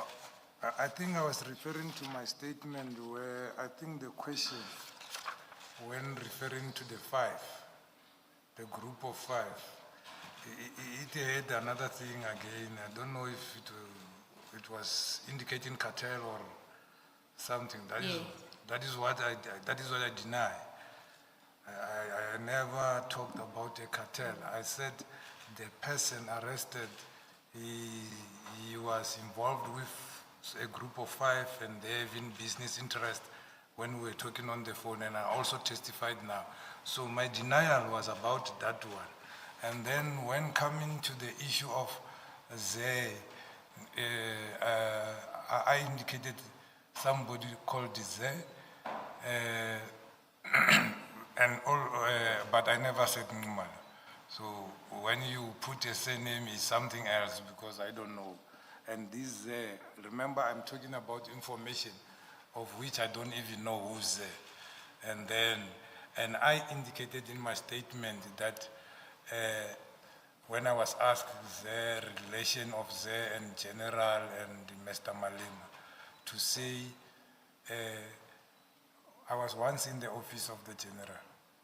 There were a female and a Chinese guy who came to report about a case of vandalism at the mine in Northern Cape, and he indicated his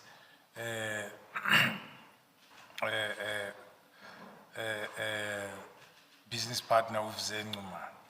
And that is when I heard the name in that office. So suggesting they might be knowing it, he might be knowing him because they came to his office to report.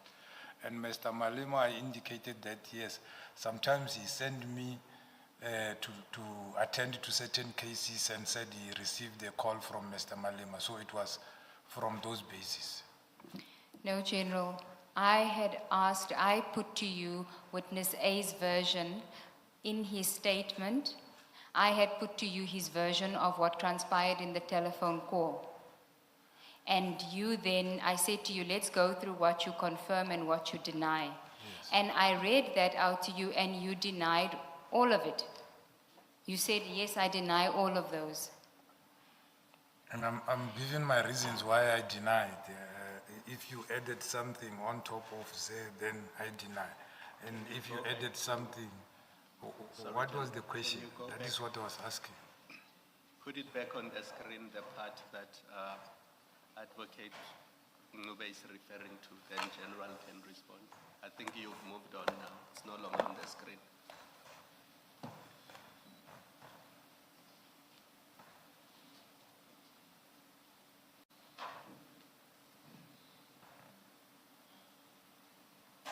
Sorry to interrupt you, General. You misunderstood the question. So I wanted them to put it back on the screen so that you can know what they're asking you. And whilst you are doing what...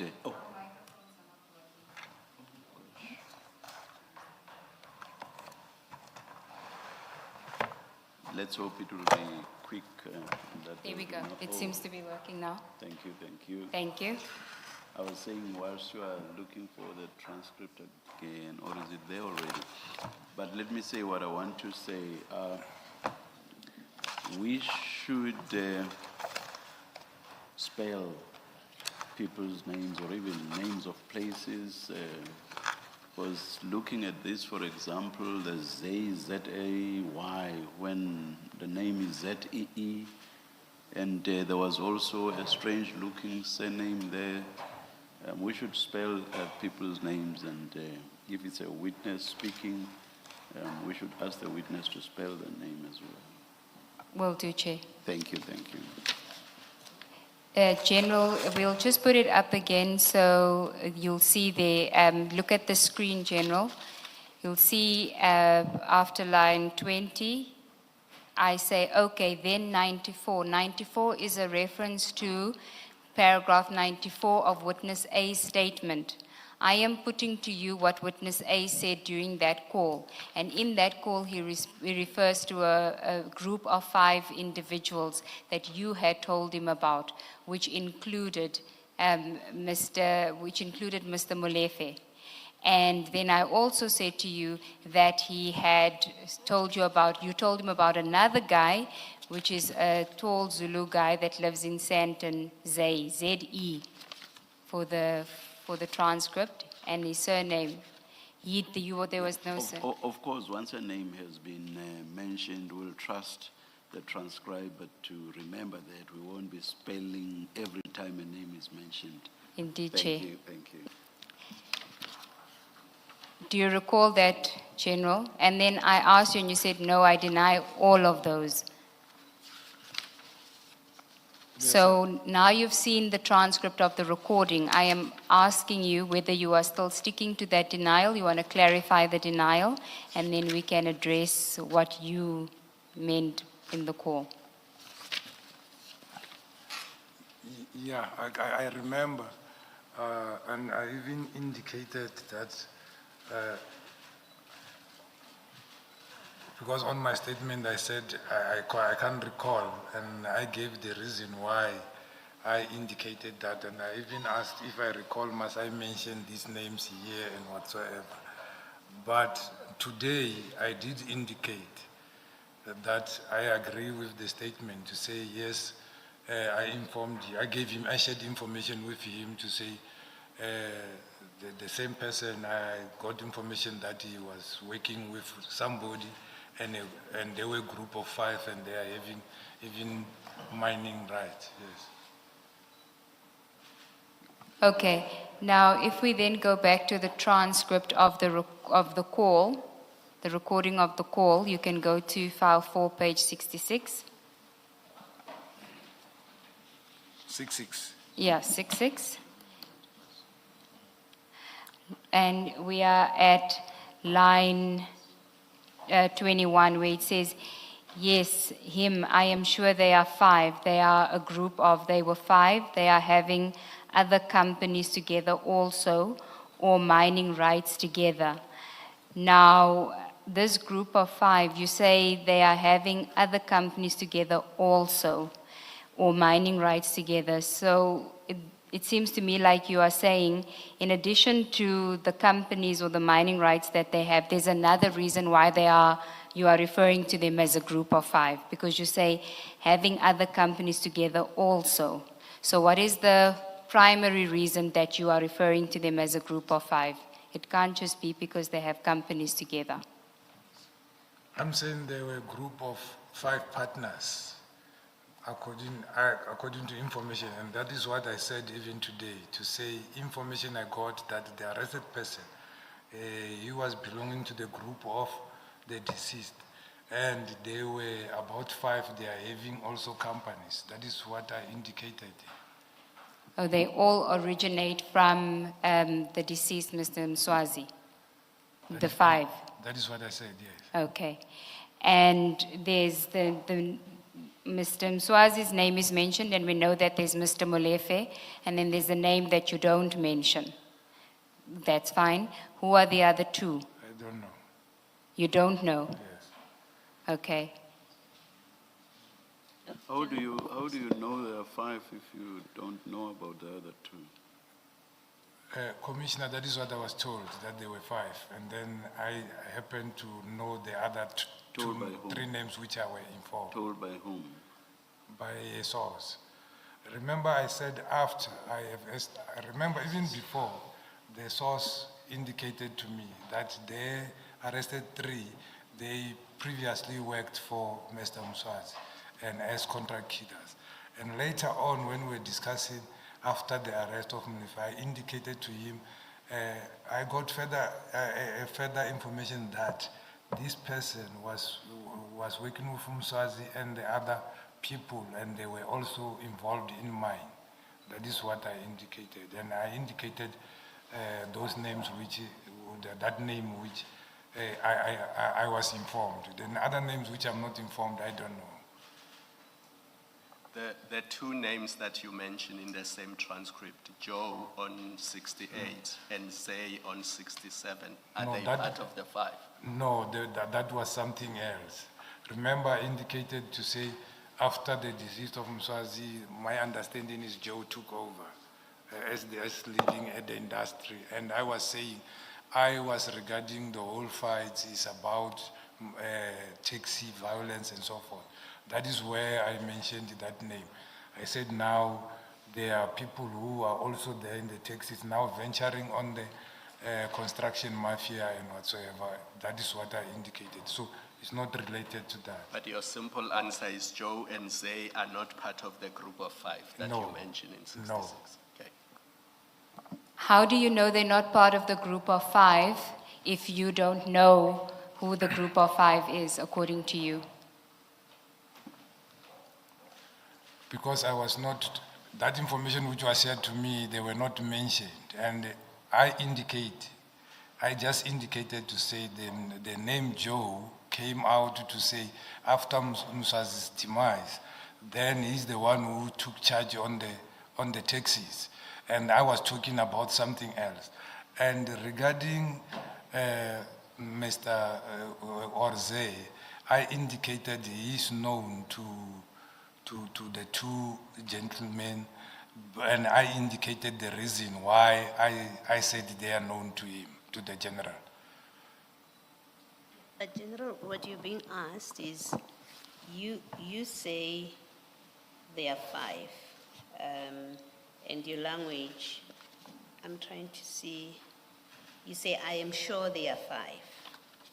So you say 5, and then you mention 2 names here in the next sentences. You mentioned the 2 names, Swazi and that other name, and then you say, and others, you see. Now, when you are asked about whether Joe is part of the 5, and the same as Zay, whether they are part of the 5, you say no. Yes. And what Ms. Sigals Ngube is asking is, but if you say you don't know who are the other members of the group, what you call the group of 5, if you don't know who the others are, how are you firmly saying Joe is not part of them? Zay is not part of them, because if you say that, if you answer that way, it suggests that you know who are the other members of the group of 5. Commissioner, I'm sure even the journalists in here, they know the rivalry between Joe and Mswazi, so they cannot be one belonging to that. And in the context of what I was sharing information regarding Joe, it was something else.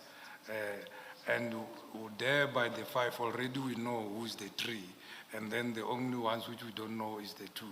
But again, I'm saying everybody knows that there was a rivalry between Joe and Mswazi. Then they cannot be the same group having same company together. So that is why I'm sure of that. Yeah, well, yeah, I don't know that Joe, there's rivalry with Mswazi. I didn't know that, maybe because I don't operate in that world. Now you've provided an explanation why Joe is not part of the 5. That's the explanation you have given. Yeah. Why do you say Zay? And Zay, because you do mention him in another context. I accept Yes. that you mention him in a particular context here. But the question was, how do you know Zay is not part of the group of 5? If you say, I don't know who the other 2 members of the group of 5 are. So, Joe, you know, you've explained why you say he cannot be. What about Zay, that you happen to mention in another context? Because it was not mentioned, he was not mentioned in that information I got. Okay, Yes. that's fine. That's sufficient for me, General.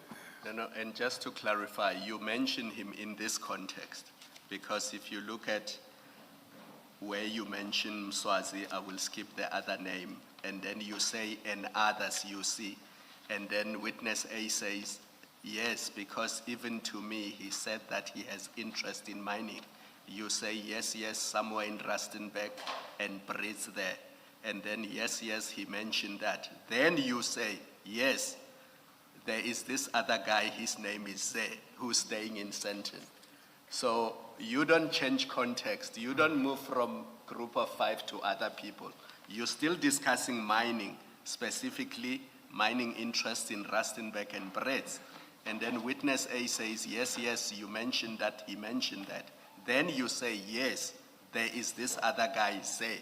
So you're not talking about taxes here, you're still talking about the mining interest. About mining interest, yes. And I've indicated that there was once people came to the office who indicated they were having mines with him in Kimberley and complaining to the National Commissioner and mentioned his, not Deputy National Commissioner, and mentioned his name. You've promoted him already. No. No, finish your answer. Yeah, no, I said, excuse me.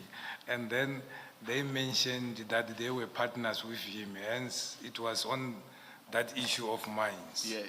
Yeah, and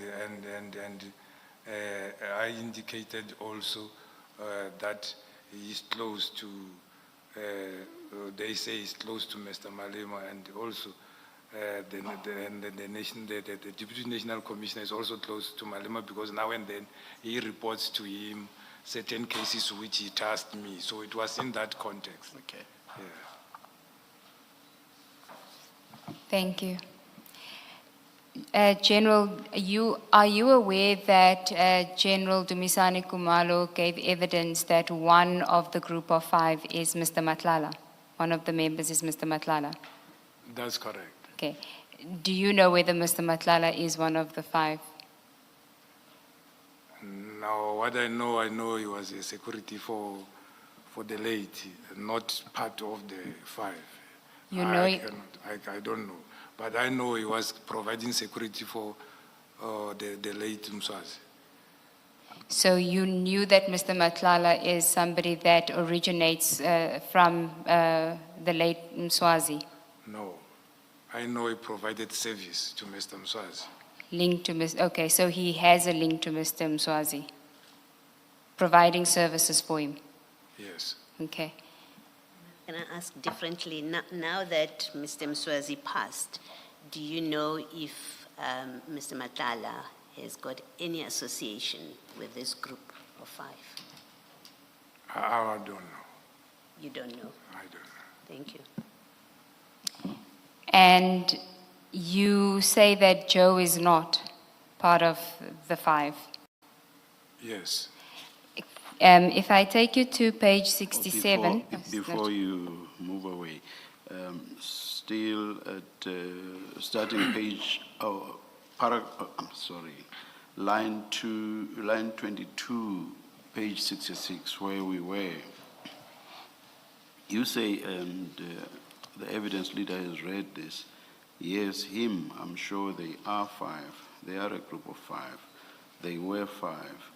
They are having other, underline other, companies together. They are having other companies together also, or mining rights together. When you use other, it seems to suggest that there's something else in addition to the other companies that you are referring to. What's the other thing that they have together? All of them, they were known for taxi. They were owning taxis. They are owning a fleet of taxis, and they were running the Santiago and so forth, yes. Oh, okay, all right. Thank you. Thank you, Chair. So if we go to 67, where you reference Joe, page 67, are you there? Yes. The last 2 lines on page 67. Do you have it? At line? The last 2 lines, Major General Shabiri. So, Mina, I was thinking that maybe it links to the taxis, but I said no, but these in the taxis. Do you see that? Yes. Just before we go on, where you say, I was thinking that maybe it links to the taxis, is the it that you're referring to the Aman Swart murder? Yeah, I was referring to the murders happening from that particular groups. I was thinking their links is about taxi violence. Now this happened, so it's another thing. Sorry, General, when you say it links, so you're saying that it is more than just the Aman Swart murder? Or is it the Aman Swart murder?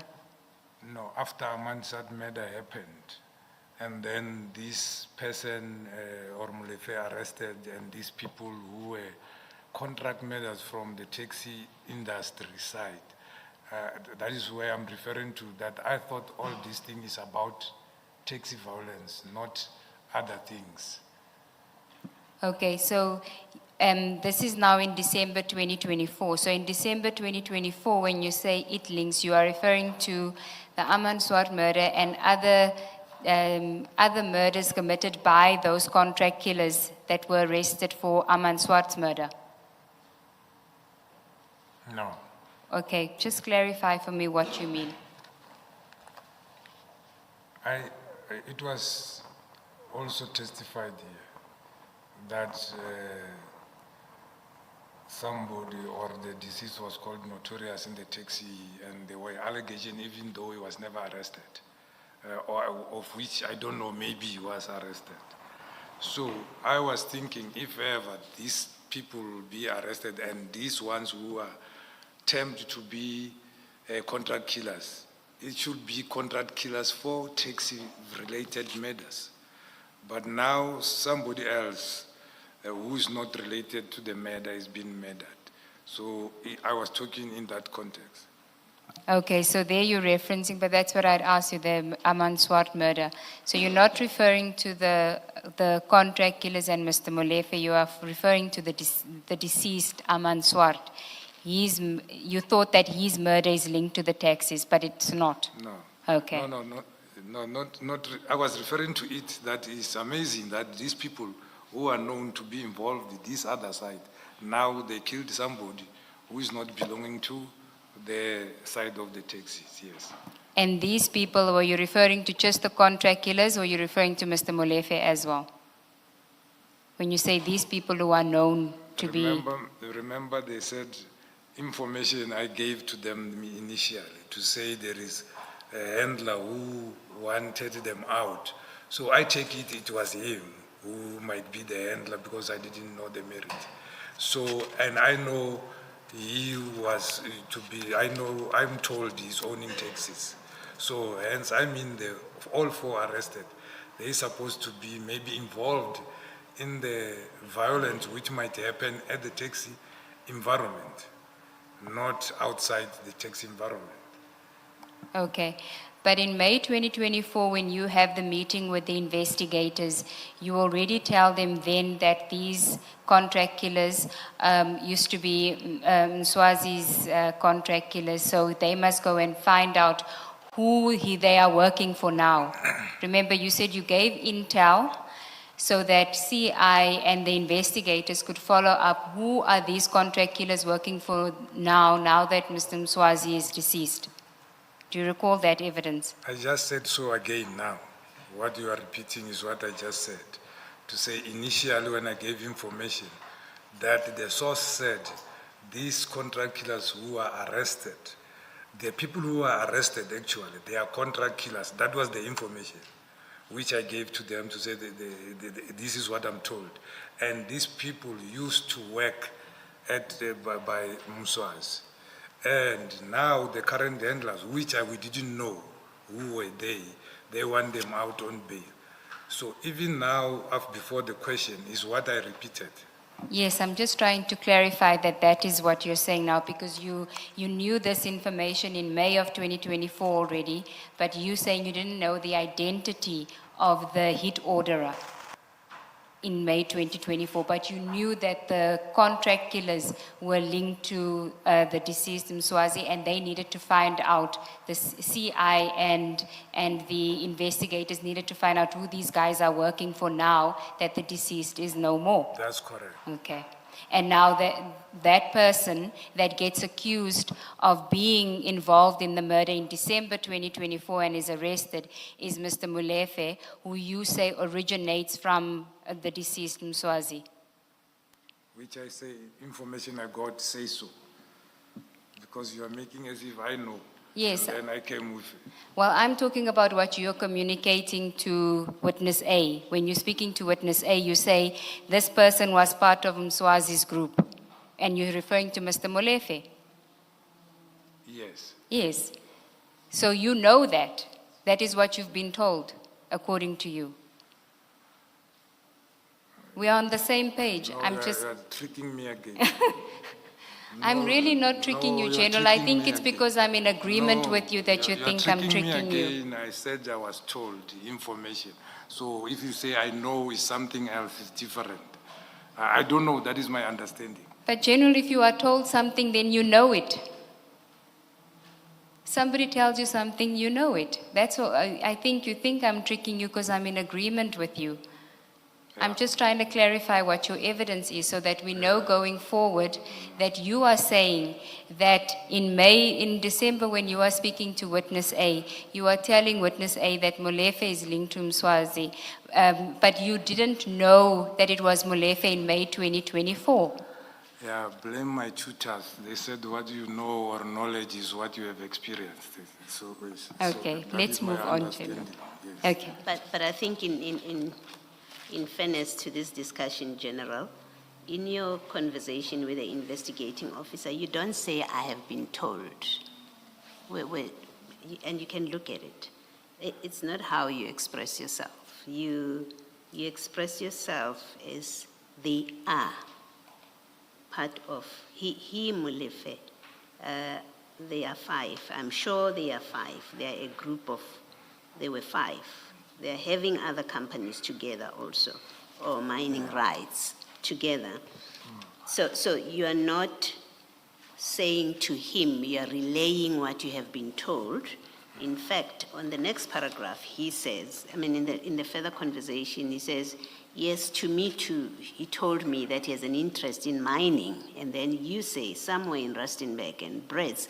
Now, that conversation, you are not conveying it as I have been told.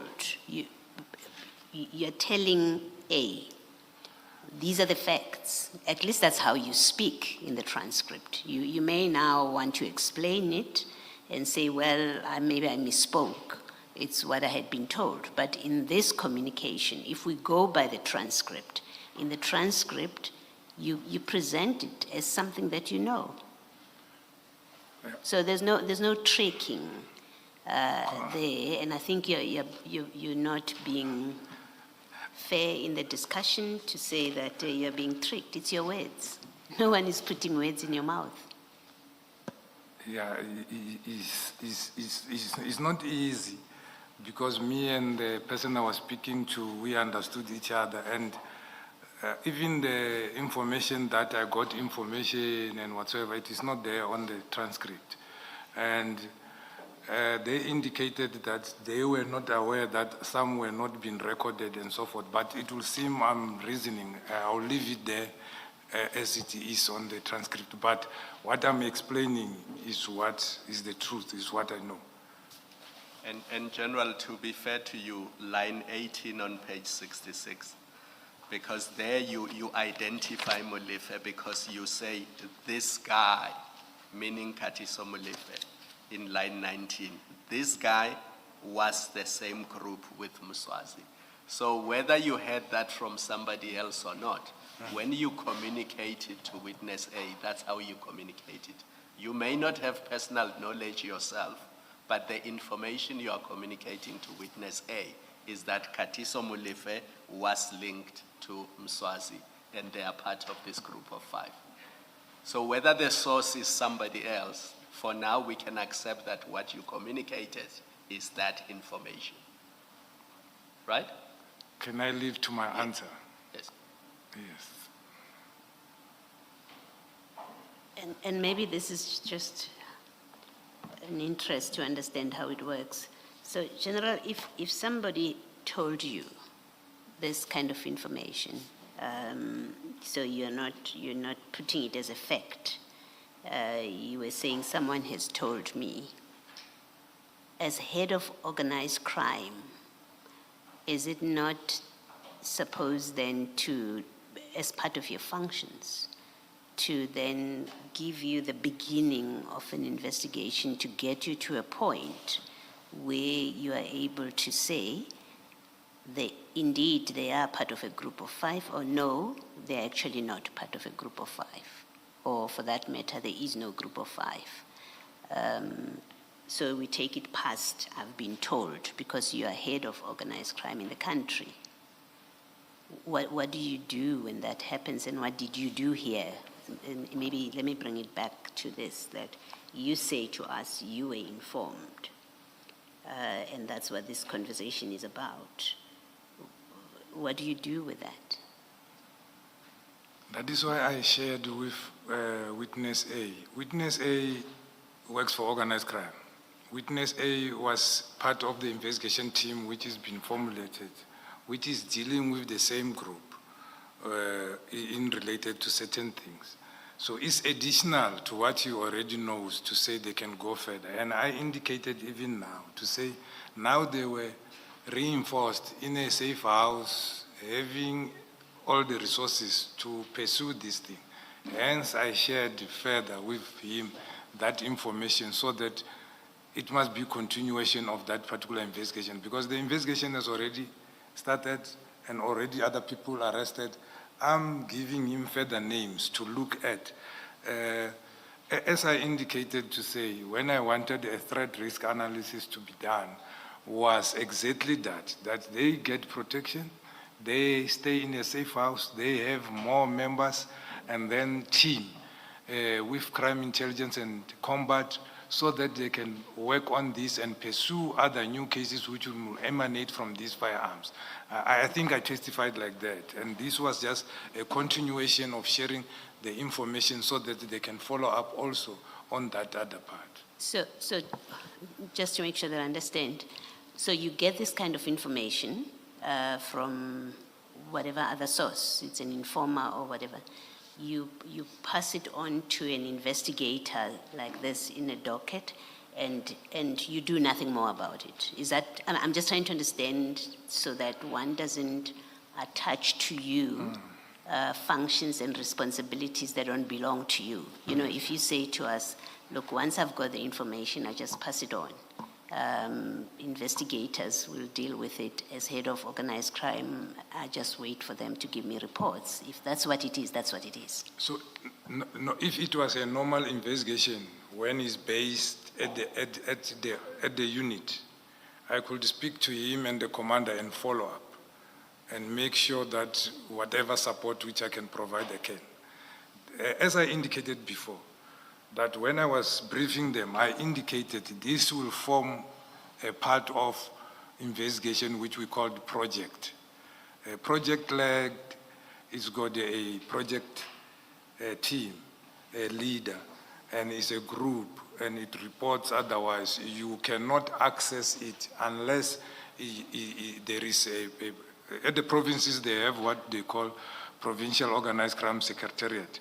Only the provincial, the project leaders will go and brief, and then there will be NDPP and everybody who's supposed to be there who forms the part. So if he's already there at the project and is the person I communicate with, who I knew from the start he's part of the investigation, and they're making inroads, and I'm just sharing further information for him and the team to pursue. So I will end it there. If again, I'm just trying to understand this. If witness A is not part of that project team, it's docket specific. In this case, there's a very specific docket. If his involvement is limited to this docket and he wasn't part of a project team, you've now shared this with him, what happens? I mean, you hope that he will feed it into somebody else, or what? No, it will depend. If it is faceted, it doesn't need more resources. Like this one, it seems to need more. Then what we do, you will now, the investigator and the commander come together, we discuss to say we form a team, a multidisciplinary team to work on that particular issue. We call it 5-pillar approach. Then we'll call crime intelligence, and then we will have that investigator. They will determine the number in terms of the volume of the work need to be done. But crime intelligence will be number one to come with that investigator to follow up and verify. That is why we call them pillar one, because everything we do, it must be, we call intelligence-led policing. Then it must be information which, not information, now it becomes intelligent report. Information is not yet verified. So it works like that. Do you know if that has happened in respect of this group of 5, this which you are describing would have happened? I think they testified that the leader is General Kalakala, and the testimony of General Kumalo is they are still investigating. The investigation is ongoing. That is what I know. Thank you, General. Thank you. General, just on the issue of Mr. Matlala, so you say you knew that Mr. Matlala was providing security for Mr. Mswazi. Yes. And if I can ask you to go to file 3, it is page 198. It's a WhatsApp, CJC 70, page 198.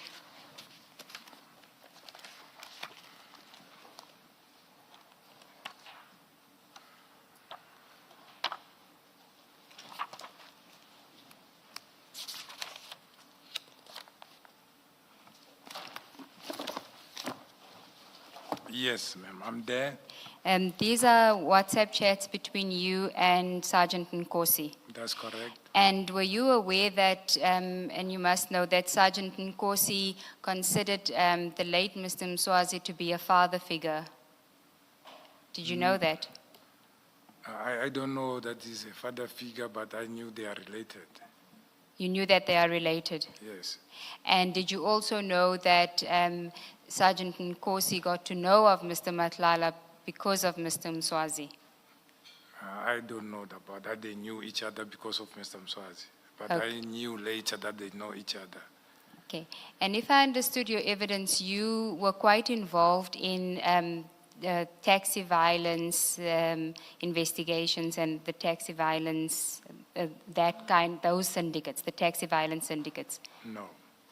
I thought you said that you were involved in taxi violence, investigations of taxi violence syndicates. No, I said I was tasked with a taxi violence in the Eastern Cape. Yes, but And, but that's my question, taxi violence. I wasn't referring to any specific province. That is why I say no, because there is a component dealing with taxi violence, which I indicated that it falls under General Mutsepe. And I was explaining that sometimes I'm tasked of things which is out of my jurisdiction. So I was giving an example, but also include, I don't want to jump in front of you, including this, what is in here. I will explain because I know you come to that because of that. No, I'm just asking because in your conversation with witness A, you also speak about, I thought this was linked to the taxis, but it's not the taxis because the only person that's left there is Joe. So you seem to know a lot about what's happening in the taxi industry. Remember you said Joe is not part of the group of 5 and he's the one that's left in the taxi world. Do you recall that? In a way, I ought to know as a police officer, even though I'm not working with it. Okay. Some of the things I will know because I'm attending meetings. For example, I attended meetings with Santago and the National Taxi Association where there was conflict and accompanying senior managers to be part of the meeting, whereas it's got nothing to do with me, to assist with ideas and whatever it could happen, yes. I will know certain things. Okay. Now, this WhatsApp text it's a chat, you sending this to Mr. Nkosi. Yes. And what was the purpose for sending this to him about the taxi industry? I had a tasking from the DNC General Severe that he got a tasking from the minister. The minister wanted to know about the bucket system. How does it operate? And they wrote this short description of the taxi industry. They want to know about short background of the taxi industry. How does it constitute the associations? How many are they in each region, meaning province? The rise of Joe Ferrari, the rise of Mswazi, the chairpersons and regionals and whatsoever. And the general gave me a name of a guy called Tami from Gauteng to say he's a chairperson, I think in Gauteng can assist me. But I saw that this is not going to help me. So I happened to know the president of Santaco. Then I phoned the president and said, there is a question which we need your information about. How many associations are there? How many chairpersons in regions and so forth? Because I knew Santaco is the biggest one. And then he said he's in the meeting and gave me the number of the secretary to say, I must send an email. I told my secretary to send an email, and I asked Nkosi to say, do you know the chairperson? He said, yes. I said, I've spoken to the chairperson. They're supposed to give me this and that. I'm going to the meeting. My secretary have forwarded an email to their office. Just follow up that they respond. They responded well after some time, and I think I got the file or explaining all those things. So that was the reason. This was a tasking to him to follow up for me when I was going to a meeting. Okay, and at that stage you knew who Mswazi was, you knew who Joe Ferrari was, you knew all of that? And Mswazi was already passed when Yes. I sent this. Yes, I knew. Okay. I knew, but tasking is a tasking. Police officer is a police officer. When I task you to go and do the job, go and do the job. Yeah, I don't have an issue with that. I'm just trying to test that you didn't know how about Mr. Matlala. You just referred to Mr. Matlala as providing security for Mswazi, but you don't know that what General Dumisani Kumalo says, that Matlala became one of the group of 5.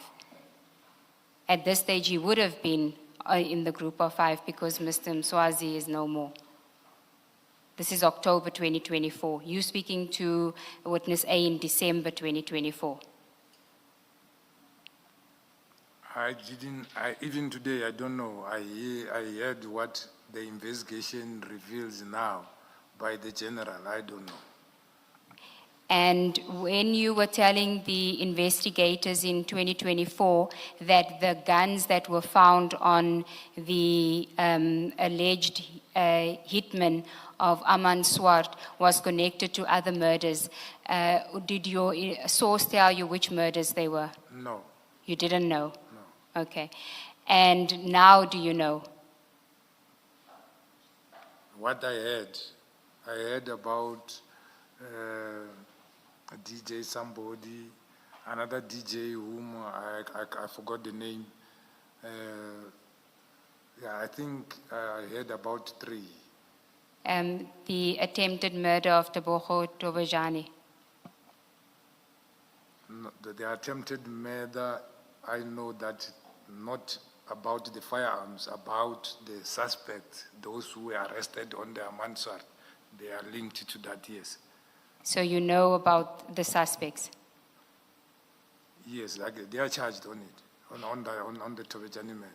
Okay, so you know that the accused, Mr. Musa Kekana and Mr. Floyd Mabusela, that's being accused together with Mr. Ket Matlala for the attempted murder of Tebogo Tobejani, are also co-accused of Mr. Katiso Molefe in the murder of Mr. Aman Swart. Yes. Okay, and you didn't have any knowledge of that connection of those contract killers when you spoke to the investigators in May of 2024.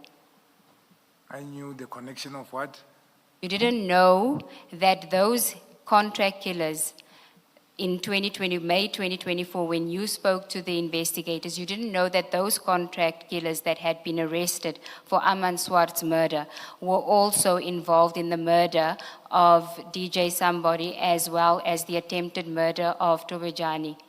No. You didn't know? No, I didn't know. Okay. Remember when the DJ Somebody happened in Gauteng and I was still in Gauteng, so I was interested to finding out who killed him. So if I knew, they could have been linked. I remember even head office General Mutsipe, they had some information and took the docket and it was taken away from them after maybe the linkages have done. That I know, but I didn't know they are linked to any. What I knew is information, which I indicated in my statement and what I testified is The source informed me that those firearms are going to link with more murders, and that is what I conveyed to the investigators. And they did indeed link. There was indeed a link. And it was, one of the links is to the person that you took a loan from, Mr. Matlala, in September of 2024. I don't know about that. And I didn't know if that will happen, so it happened. So even if it is linked to him, I didn't know. And it happened is a good thing that he's arrested for that. And then, General, can I just ask you whether you had ever had any telephonic interaction with Mr. Mutsumi? Yes. Can you tell us why? Can you tell us who's Mr. Mutsumi? I know him as a businessman. He phoned me and said he was referred to me, that I'm dealing with extortions, and they were having problem with extortionists in somewhere in Reggae Park. And also, I think I was in Tanzania. They phoned me, I referred him to Brigadier Guashu, the provincial head of Northwest, where there was a problem in the mining area where they were working with this 50%, and others were coming, robbing the chrome and so forth. So that is how we had telephone conversation, and then it was about him reporting that, referred to me. As I've indicated, the extortions falls under me. So I didn't even ask who referred you to me, and until today I don't know. And do you know what industry Mr. Mutsumi is in? The complaint in Reggae Park was construction. The complaint in, I think is Brett's, it was mining. So I think it's construction and mining. Furthermore, I don't have knowledge. And do you know if Mr. Mutsumi had any relationship with Mr. Mswazi, the late Mr. Mswazi? No, I don't know. You don't know? Yes. Okay. Do you know if there's any relationship between Mr. Mutsumi and Mr. Molefe or any other members of the group of five? And I ask the question because you've just said that he mentioned mining in Brett's, and in your transcript we've referred to Brett's already, that group of people having mining in Brett's. No, I don't know, because I knew about Mr. Molefe or seeing him on TV recently after the arrest, but not immediately, because that time I couldn't see on the TV. And yes, and that is when I started knowing him, but I don't know his circle.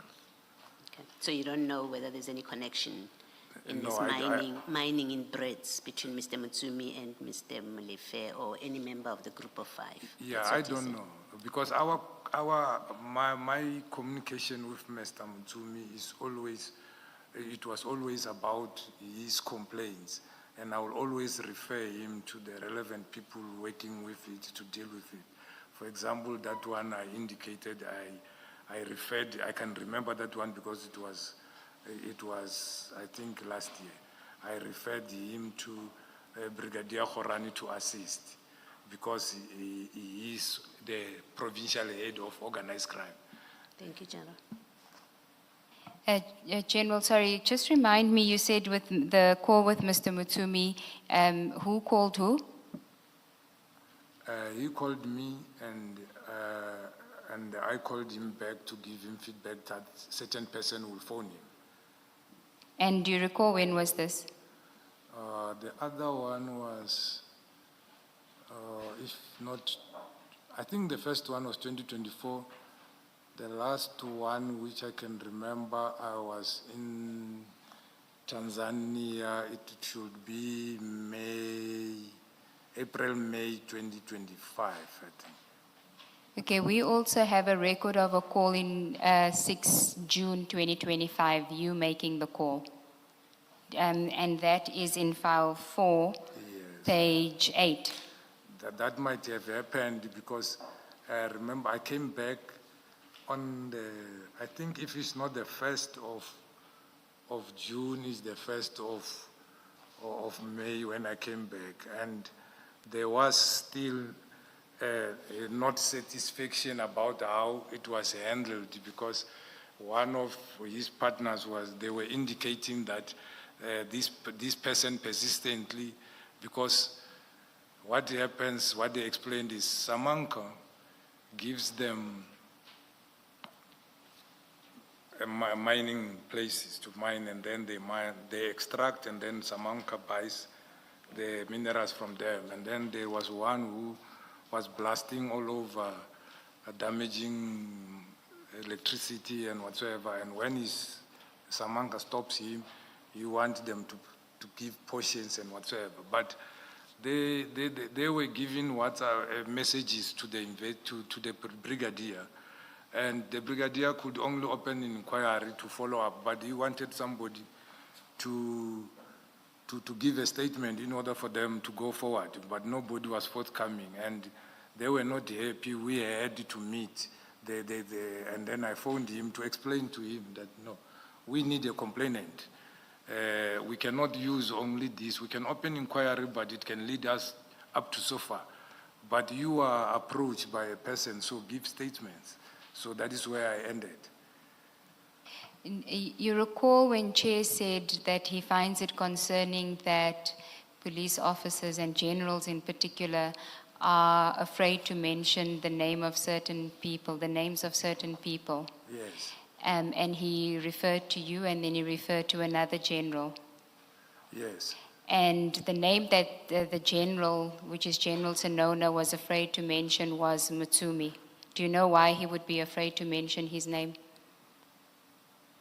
I don't know, but I know why I didn't want to mention certain names, because I have established that even those who are on the other side or investigating, they are close to the same people, and you don't know who you are dealing with. So, hence I said,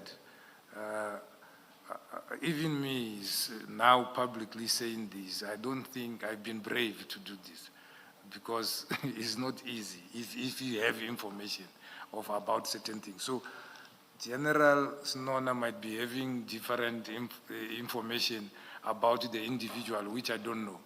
My engagement with the individual was because he was a complainant, and he was referred to me, as many people are referred to me. And your fear of wanting to mention the name that we haven't mentioned is because that person is part of this group of 5 that you told witness A about? Actually, I didn't want anybody to be mentioned, which I mentioned there. But my prayer didn't get through, so maybe I need to pray more. But it didn't get through. I didn't want any name to be mentioned for that matter. When you say any names, who do you mean? All those names you were mentioned. Zay? All those names, I don't know, all those names which were mentioned. Well, I want to understand why you would have a fear mentioning a politician's name. So, Mr. Malema, why would you be afraid to mention a politician's name? He's a public figure. Politicians have followers. It's like a priest. You don't know who's mad out there, who can do what when you say things. So I have seen a lot in the 38 years I'm working with the police. So I understand. Leaving that topic, General, the question that I also had was, yes, you were reluctant to mention these other names, but there is this one particular name that you drew the line on and said, reluctantly the others can be mentioned, but not this one. Even the recording has to be manipulated so that mention of this name is not heard. And we're not asking you to mention the name. We respect the engagement that has taken place between the legal teams. Maybe the question is, why? What is the reason? And remember, General, look here, General, I want you to look behind me. and understand what is it that this commission is probing. Do you see that this commission is probing interference and infiltration of the subs Yeah, by alleged crime syndicates? I have full understanding. Yes. And again, without us coming to testify, the commission won't exist.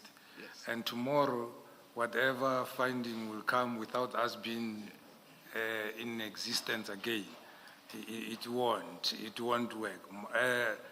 I indicated here my first day to come here and say, I thought it was reckless from crime intelligence head.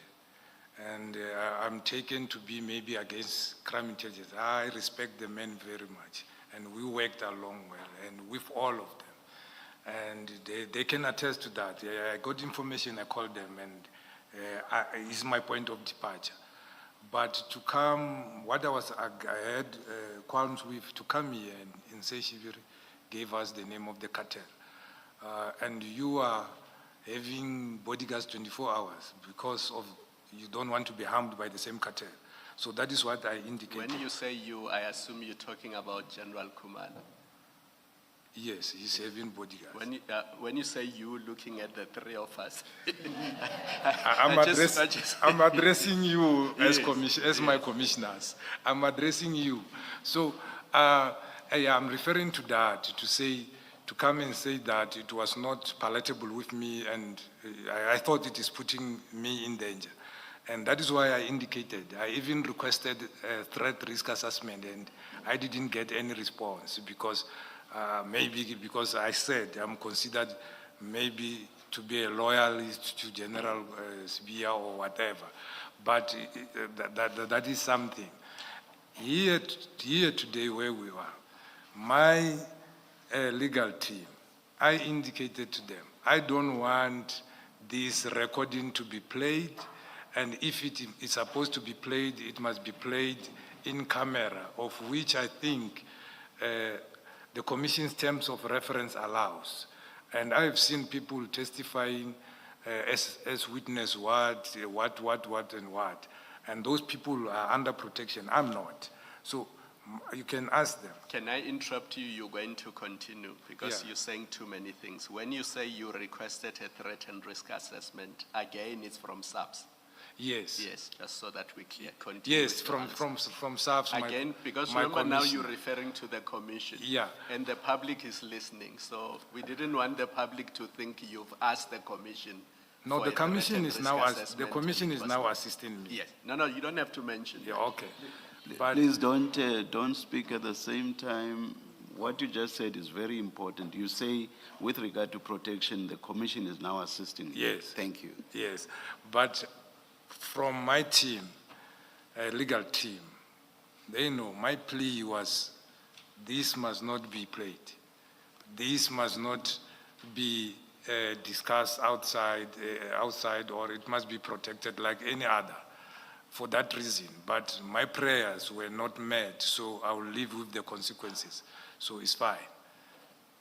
It's my question, because I want to give you a chance or an opportunity.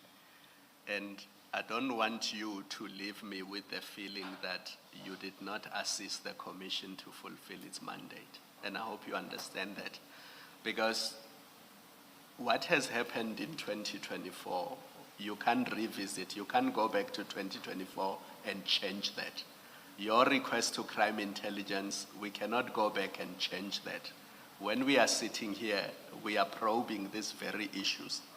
And if you are reluctant to share information with us, information that you know is relevant to our terms of reference, and information that you know will assist us to get to the bottom of what is happening. Have criminal syndicates infiltrated subs at the very highest levels? And if you know that, but you don't want to tell us because you fear for your safety or for some other reasons, I don't want to be left, once you are gone, I don't want to be left with a feeling that General knew something, but he didn't want to tell us or was reluctant to tell us. Because I don't want to make findings against you based on that feeling or that hunch or that belief that you didn't tell us all you knew. Do you understand? Yes, That's Commissioner. why we are asking this question. Yes, Is Commissioner. there a reason why you don't want this name to be mentioned? And I'm not asking you to mention the name. I'm just asking you, is there a reason why you don't want this specific name to be mentioned? For the same reason, Commissioner, I love this country, and I've been a police officer for 38 years, and because I'm a patriot. When I came, it was because of money. I didn't have work, and then it changed when I'm working here and when I'm growing. One of the questions, number one, which the commission asked me, was to indicate if ever I have knowledge of infiltration and how it happens. And I tried to my level best of my knowledge to articulate that to the commission so that I assist. And I wanted to say, whatever it is said there, I told everybody what I told you because I wanted us to fight this crime and then to deal with it. So it cannot, when I have done so, and then don't want to tell the commission. But I felt, because it's not yet over, and the fight is still going on, but the information is needed. And you made a provision that it can be heard, otherwise not mentioning names. Hence I said I wanted all those names not to be mentioned or relating to my conversation with witness A and whatsoever. And it was unfortunate that when I wrote my statement, I used not recalling, mentioning something intentionally to say I don't want to deny.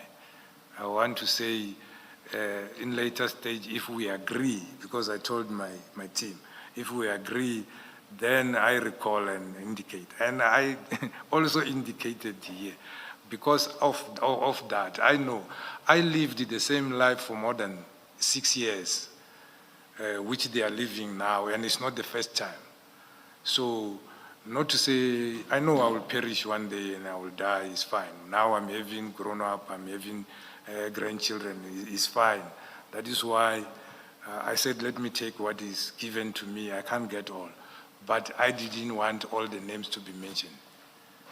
General, I see you're not going to answer this question. You may have your reasons, so I'm going to leave you with this. Are you willing to mention this name in camera and reasons why you were not prepared to tell us in public why you don't want this name to be mentioned? Yeah, I can do that. Thank you. You're leaving the Mutsumi discussion? Okay, let me just ask 2 questions out of that. General, you explained that Mr. Mutsumi called you because someone had referred him to you. Did I understand you correctly or hear you correctly that there was in fact more than one call with him? Yes, because yes. you speak of 2024 and then you speak of 2025. Yes. Okay, can you just explain, in 2024 he calls, is it just one call and the next time you speak in 24, or what happens there? What number of calls do you have in 24? No, he called, and then I called the investigators because he was not the complainant, obviously the managers, and then I will also call and give him feedback and so forth. So there was a formal complaint. You say there were investigators. So there was does that mean there there was a case docket? opened in that particular station, but I can get I don't have the case now. I can get the case. You can get us the Yeah, details I can of get that. the case. And Yes. then in Northwest, the Brigadier Guashu can attest to that.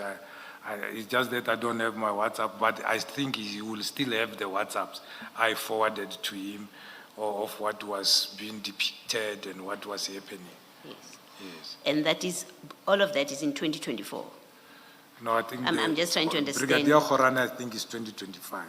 Okay, so that's the one that we have here, Yes. a record of. That's when he called you. Yeah, it's 2025 when he called me. That is why I remember, because I attended the SARPCO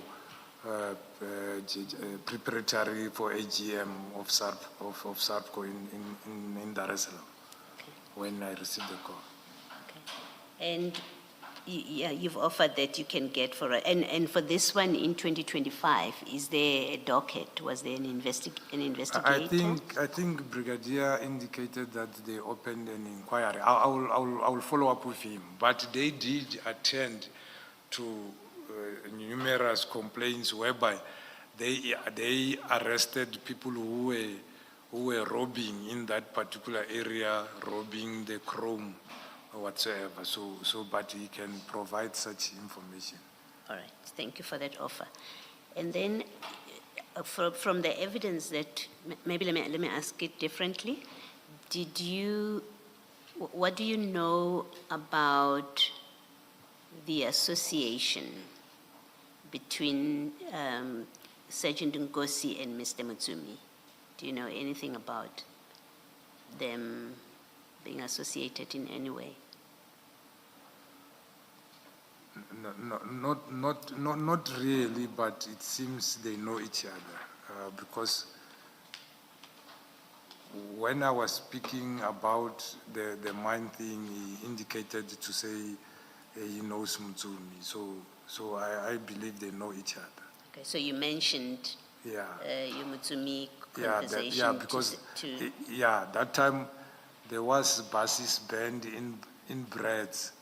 And when they were going that side, I said, also, you must find out what is happening in those particular area of the mines there.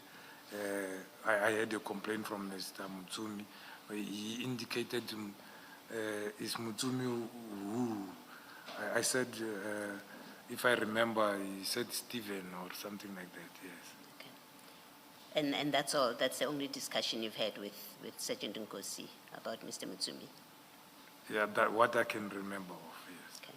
And then General Sibia, do you know anything about any association between him and Mr. Mutsumi? I don't know, they might have, because I said he was referred to me, and I don't know who referred him to me, and I didn't ask him who referred him to me, but maybe they might be knowing each other because he knows a lot of business people, and mostly in South Africa it's like that. Prominent people, they don't like going down to the police station. They start there on the top. They will phone their member of parliament from their constituency who will phone the minister for national commissioner or the deputy or the DIFCOM. Then they phone us, and then we will go down to the provinces. Or if they are used to the provincial commissioner, they will phone the provincial commissioner direct. So this is the culture of our people. They feel they can be assisted better if they speak to the one on the top. So the possibility is there that you don't know. I don't know of any association. No. Thank you. Thank you, General. Thank Chair, you. I'm sorry to Mr. disturb you. Indeed, with your permission, Chair, with regard to the issue of name mentioning, my instructing attorney has just basically instructed me to place something on record, particularly because the general might actually feel that we did not do enough to try and try and save the situation and so on. And this is just for the purpose of placing it on record. Other than talking to the legal team of this commission with regard to how the issue of the audio was going to be approached, I specifically, before the commission resumed, specifically raised the issue. I went to my colleague and raised the issue of whether or not the audio can be played without mentioning the names, for instance, referring to the names in terms of letters, whether it's A, B, or G, and so on and so on. And I made the point that I don't see what harm that would do to the case that they would have been trying to all the names or just the one name that has been skipped? Indeed, and if necessary, the general could simply write those names, just like he did with regard to one of the sources that he mentioned in here and then present. But to avoid mentioning names, and I said... If it seems to be the case, there's an issue with regard to only one name, why should others not be mentioned?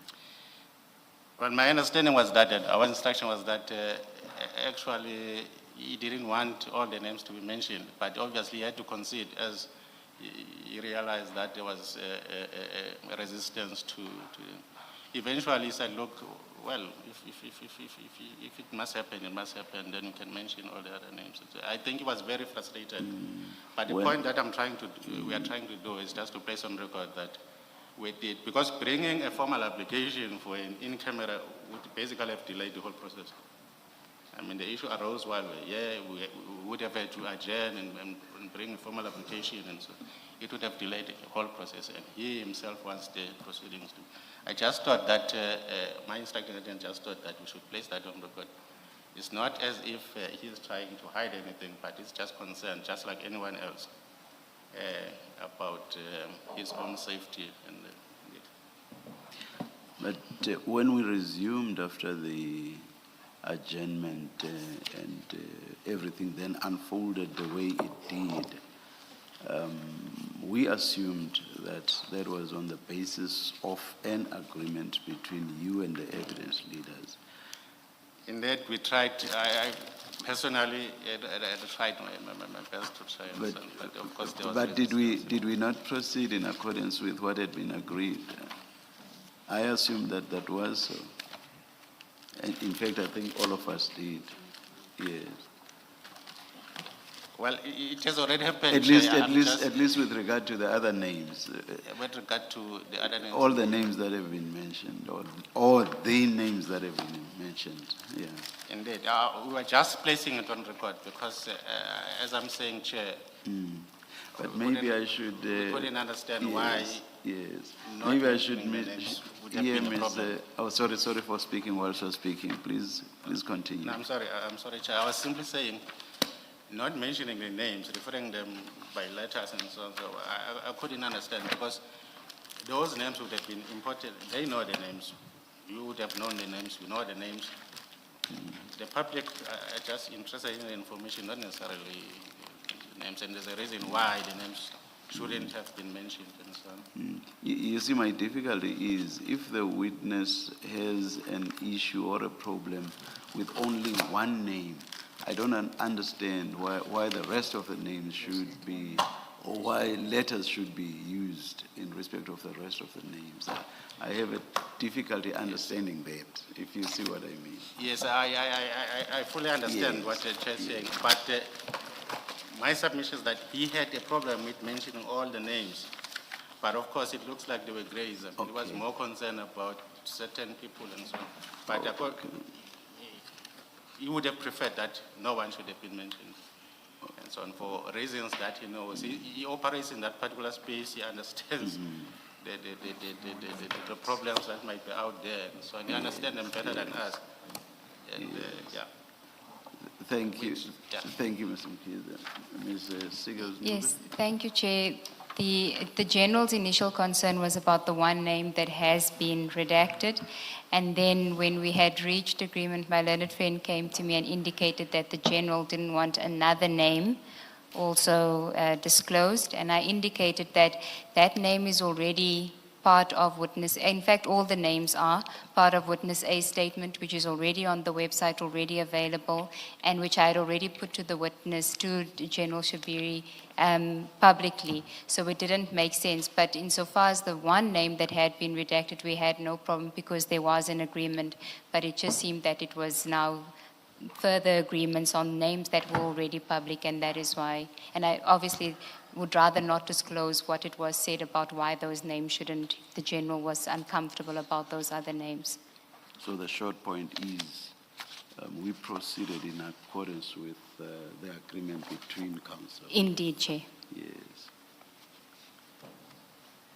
I think the General was just responding insofar as the suggestion is that he's afraid to just mention that name. It's not that the suggestion is that he's not afraid to mention that name. He didn't want any of the names mentioned, not because of fear is the suggestion, but because he didn't want them named. Oh, towards the end, in response to a question by me, Mr. Mkhize, you were talking, I don't know if you heard, Ms. Sigels-Ncube says, we proceeded in accordance with what was agreed between council. Do you confirm that?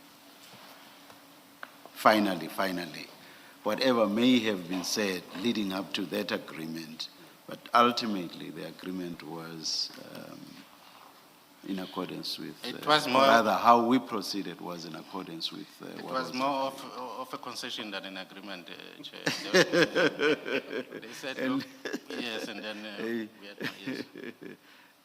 or an agreement extracted through a concession. Thank you very much. Thank you, Mr. Please take, oh. Thank Sorry.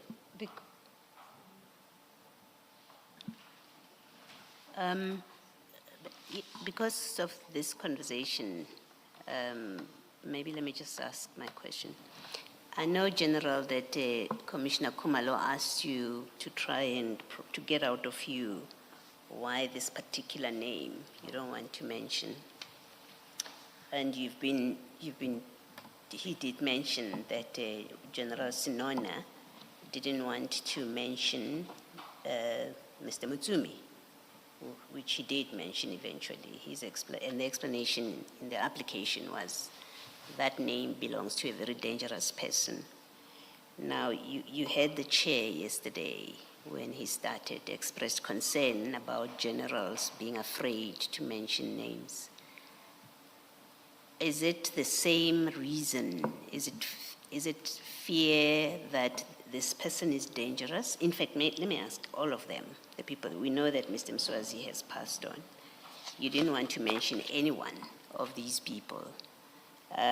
You have said they have somebody, you never know who's related and associated with whom, but you made a compromise, even on the basis of that concern. You made the compromise that the other names can be mentioned, but there is just this one name that let me finish. There's just this one name that you don't mention. My question is not so much about this one name, it is to understand the reasons for not wanting to mention people by name. And there's a risk of attaching possible explanations if there's no explanation, satisfactory explanation from you, the witness.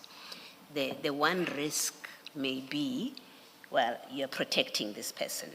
You don't want them to be exposed. That's the one risk. And I'm saying risk, I'm not saying that's why you're not mentioning them. The one risk is, well, you're protecting and maybe you're prepared to sacrifice the others now that you were put in a spot and you're providing cover to this person. That's the one risk, possible explanation. The other explanation is, well, maybe there's still ongoing investigations about all of them, but especially this one, maybe the investigation is still in early days. And so you would be compromising it. The other possible explanation is all of them are dangerous, but especially like Mr. General Sinona said about Mutsumi, they are all dangerous, but especially this one. And maybe that accords with your safety concern where you say they all have protection and I don't have protection. That's a possible explanation, and that's the chair's premise, that it's because you're concerned, you're scared for your physical safety. So without a proper explanation, there's a risk that not just us, but the listening public, they draw their own conclusions. You've heard the chair yesterday say it's a sad day that generals who are supposed to be investigating these people are scared of them. I don't know if you're happy to leave it at that. That's the impression that these exchanges of fear and not mentioning people, they leave that impression. Can I ask you to comment if you want to? You don't have to, General, if you feel you've said enough about it. I just, in fairness to you, think I should put it to you because it's something that's of a bother, that the head of organized crime in the country doesn't mention names and we don't quite know why. Yeah, it happens worldwide that people subject to investigation, sometimes we don't mention. And again, that is why even in the country we have laws whereby we can say we don't mention certain information. And some people who are outside their business, people or whoever, they worked with us and knew us in and out and whatever, better than other people. So it becomes a problem when you arm somebody who you know he knows you in and out, or even your own family can be known to them. So the danger is not about me. The danger might be, I know the senior counsel, I know where his children are going, and we went to school together and know everything in and out. And sometimes you know how those people can behave. So I didn't want to respond actually, but I know you will not let it go. So that is why I responded. It's a safety issue, General. Is that all it is? Yes. It's a safety issue. Yeah. All right. That's all right. Thank you. Thank you. General, there's just one aspect that I want to deal with in conclusion. You indicated in your supplementary statement that there's this suggestion that some police officers are getting promotions or being offered promotions for giving information or negative information about you. Do you recall that part of your statement? Yes. And you make that same suggestion insofar as witness A's recent promotion to warrant officer. You call that? Yes. And you say that the commission must be mindful of that or look into that. Yes. Okay. Now, I just want to understand on what basis do you suggest that witness A's promotion may be, that he may have been promoted to warrant officer because he had done anything or said anything negative towards you or about you? Yeah. As once General Mkhwanazi indicated that he have informers, I also have informers. And that is why I was able to assist the team to say this is coming, this is going to happen. And from within the SAPS itself, I worked with, I was very prolific in my investigating time, and a lot of people will like to come to me and whatever, and the information comes out to say people are promised posts if they can get information against you. And I indicated before that I even had information that people were going around with my picture, wanting to get statements to say, I was staying at the penthouse or what. And I gave a statement of a member who was driving me from October to December, whereby I was approached by one member who's working there to say, we want information about the person you are driving, his relation with General Sibia, and we can make you a captain. And we attached that statement. So it is on that basis. And also, I indicated to the commission that one of the recommendations by the commission was the National Commissioner must appoint a team to investigate those who were being mentioned here in the commission and where the commission had a view that there's a prima facie case, including myself. And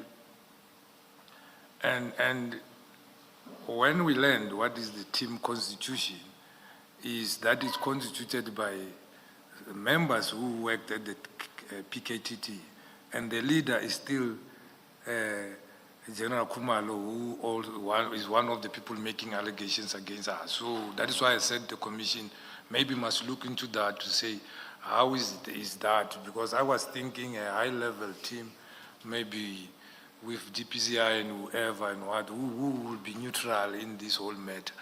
But I was just highlighting. But the thing which made me to highlight is because of that driver who came to me and said, hey, on a weekend, people came to my house and said this and that and that and that and that. And yeah, it's a problem. And I could see also that there is a circle of people circled working together to make sure these people are get rid of. For example, I was not moved anywhere until General Kumal testified at the ad hoc committee then, and at the committee they asked, why is that Shiviri still loitering at the offices of SAPS?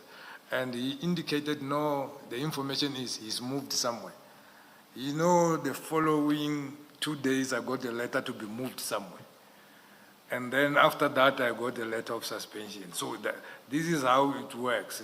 Like it's a team, they're wanting to make sure that those who are not towing the line with us, we get rid of them. There is, if we have done something wrong, it's fine. You must pay for dues for what you have done. So, but I highlighted this to make sure. It is suspicious, seemingly, some of those things happens. They got promoted, all of them who are there, according to my information. Okay. And maybe then it made me to have such suspicion. I'm not saying it is like that, but it made me to have such suspicion. But General, you... Sorry. Just for the record, and this is something I said previously, I think it was during your testimony already, a perception may be created around the task team you are referring to, that we are responsible for the composition of that task team. I just want to place it on record that we are not. The commission is not responsible for that. All that the commission did was to make the referrals. Thank you. Thank you, No, Chair. I'm aware, Commissioner. No. Yes, you are General, but people listening to you without the background, the necessary background, they may have a misperception about this. So I just thought I should clarify it. Thank you, sir. Thank you. General, insofar as you say that it is suspicious that they've all been promoted, I'm not sure that I understand. You're not suggesting that someone like witness A, who is actually facing and challenging internal forces that were trying to compromise an investigation, and facing external forces such as members of this Group 5 that you are scared to mention, which he mentioned publicly, their names. You're not suggesting somebody of his caliber shouldn't be promoted as he has been, are you? With due respect, promotion in SAPS, there is a policy. And there is a lot. I told you about a lady who is still in witness protection, who is not promoted there. But I'm not saying if he qualifies or whatever. That's why I'm talking about suspicion. There is a policy of how people are promoted. And there is a lot in SAPS who are going through that. I went through that. I was not promoted on basis of that. But I'm not saying he is not worth rewarding him if ever there is a need.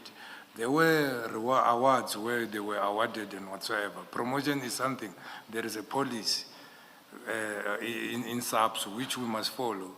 And I was saying, the suspicion comes from the person approached and promised a rank for information, because that is dangerous. Yes. And I was saying, because you see, when I testified here, I said I found it strange that you call people to assist, and then those people have perception against you. And then there is a sort of choreographing of something and whatsoever. So you must wonder what is happening. So it's a whole lot of things, but I didn't want to venture into that. I said one day it will come out in a right way, but as you're asking, so I have to say it. Yeah. But General Witness A hasn't said anything negative towards you. He has given you what his experience was, and everything that he has said related to you, he was able to back up with necessary information and with evidence. So I'm not sure where you're getting this, that there's an agenda on his side. You remember his evidence on the White House, when he was asked why suspicion, he said his gut feeling. That is why it makes me suspicious for me to be there. And when I was responded, I said I found it silly that you don't know why the person is there and you are there and it's a public place, you come with such. So you cannot have gut feeling as a police officer, you not supported by anything and then and start making remarks against a person. So even yourself, you won't like it. It must be based on a merit of something. So I think those things made you feel otherwise to say there is something orchestrated against you, or for for what you don't know. As I said, for the past years which I was working, I arrested a lot of police, a lot of people. I don't know, I arrested some of their families or whatever, I don't know. I don't know why is the people angry. And where I am, I'm seeing I was helping, now I become a villain. Thank you, General. Chair, I have no further questions for the General. Thank you, Ms. Sigels Ncube. General, I just want to be fair to you. You remember when we were dealing with your bank statement, we were focusing on October 2024. Yes. And for your own reasons, you went to October 2023. And now you've created a perception, even in the minds of the public, of this unexplained transaction. I want to give you the opportunity to explain it so that you don't read in the papers that Shibiri is alleged to have done this and you never got a chance to address it. Go to file 4 on page 24.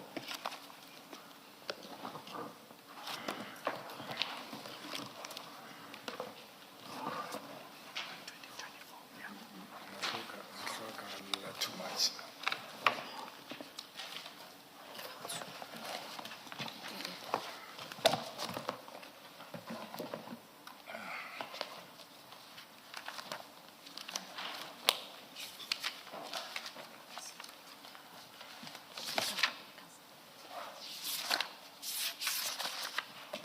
Are you there, General? Yes, Please switch on the other mic. Why is it off? they are all off. Maybe when we pump them with the books. That's okay. General, when you started testifying last week, you said your birthday is in October, correct? Yes, And then you said the reason you wanted to receive your bonus in December was because it helps with the school fees in January.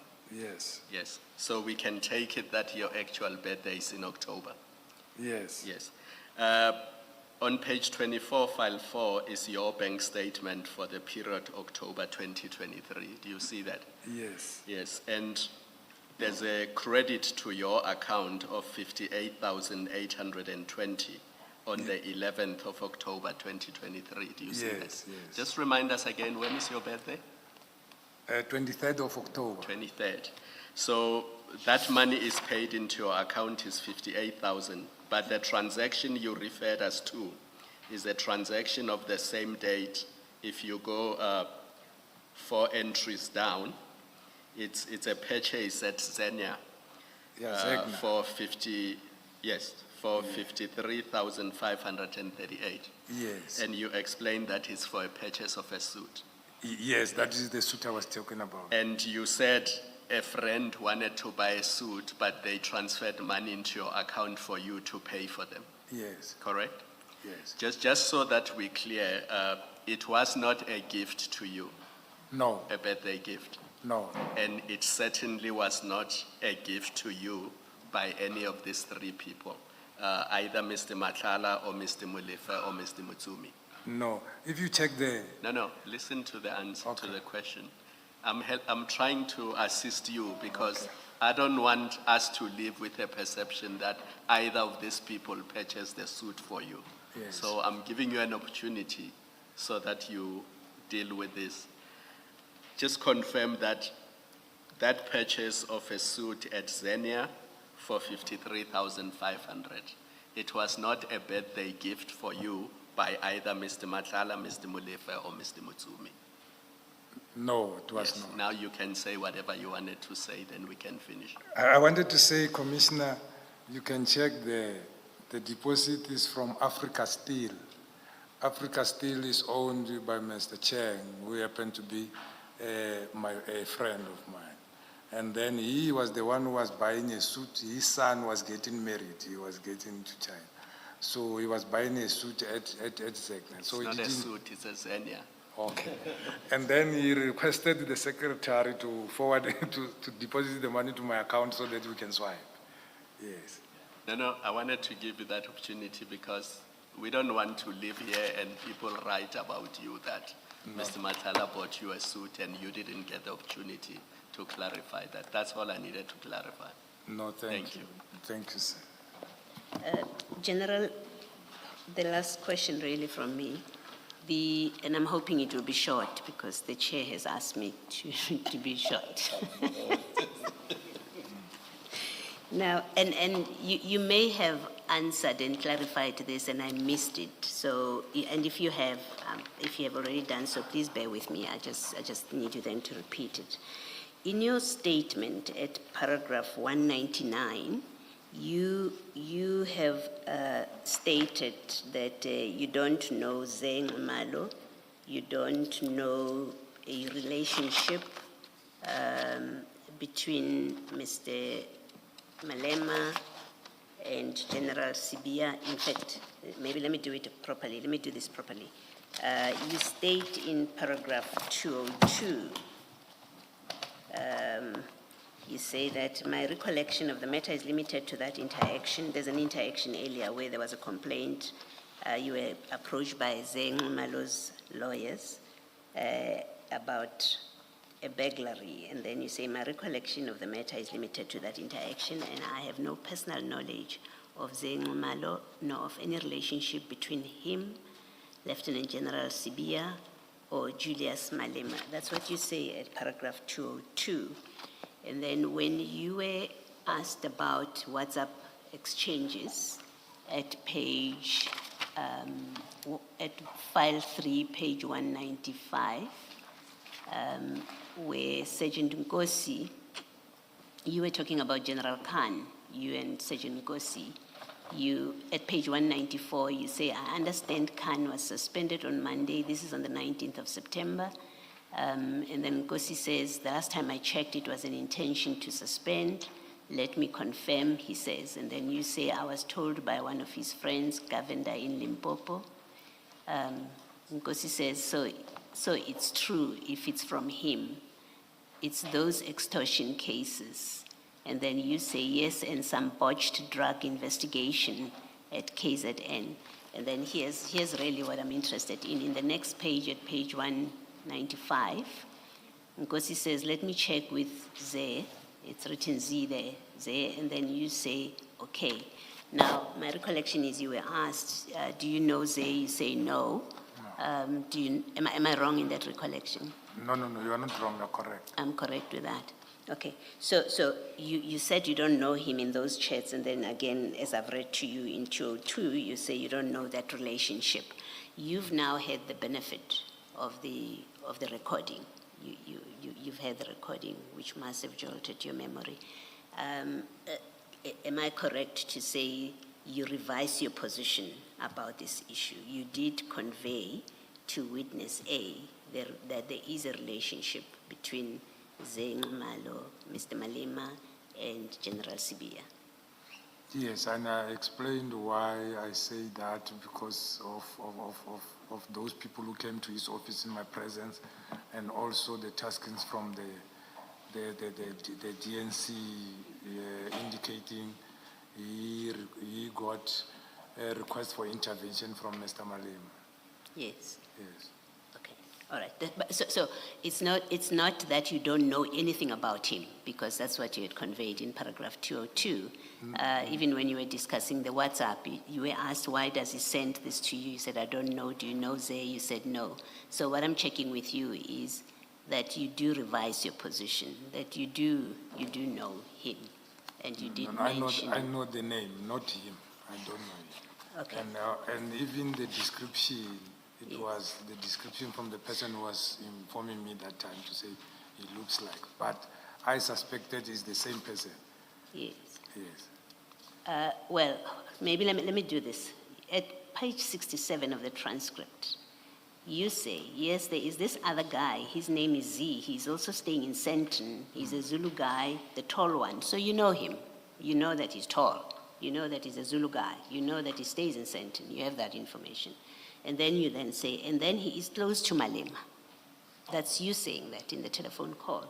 So Malema is close to Sibia, you see. So you've created, firstly, you know the person. You describe who Zay is. Not just by name, you say he's that tall guy, so you know something about him, but you also know that he's close to Mr. Malema. That's what you say. And then you say, and Malema in 10 is close to Sibia. That's all I was checking, that while you deny categorically in your statement at 202, you deny that you know anything about them having a relationship. Remember that paragraph 202. You say, I never said that, I don't know that. And then in the WhatsApp exchanges, when you were asked, you said, well, he just said he will speak to Z. I don't know who is Z. That's what you said. And I'm saying, but the transcript reflects that you actually do know something, whether you were told or you know it personally, but you conveyed to A that you know something about the relationship amongst these three people, and that Zay is that tall guy, which means you know him personally. Yes, when I was explaining on the phone, remember it was linked to the information and the description which was given to me. But when coming to this one is the first time you were asking about when Kosi said you will ask Zay or whatever you mentioned. But I didn't know who is he talking about, because it is now in December. I don't know when was that one when I received information, because It was in September. Yeah, knowing Kosi that he knows a lot with the lot of officers. I wanted to confirm if this is true, because I didn't believe. I was informed by somebody that the general might be suspended, and he said he's going to. I thought that this person he's talking about might be a member of SAPS, but I was not sure if ever it would be that one. Thank you, General. Thank you, Chief.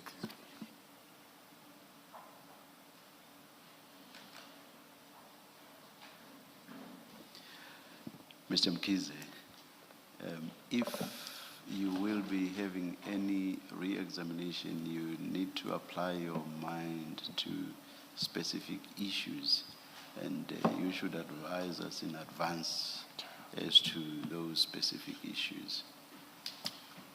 Indeed, Chair, our position as it stands. But I was thinking you could come back to us on that when we resume after the lunch adjournment. Indeed, our current position is that the default position is that we are unlikely to do any examination, but should it be necessary, and then of course we'll do it. You'll just tell us then when we indeed. come back whether there is or there isn't. Thank you very much. Let's adjourn and resume at 2:20.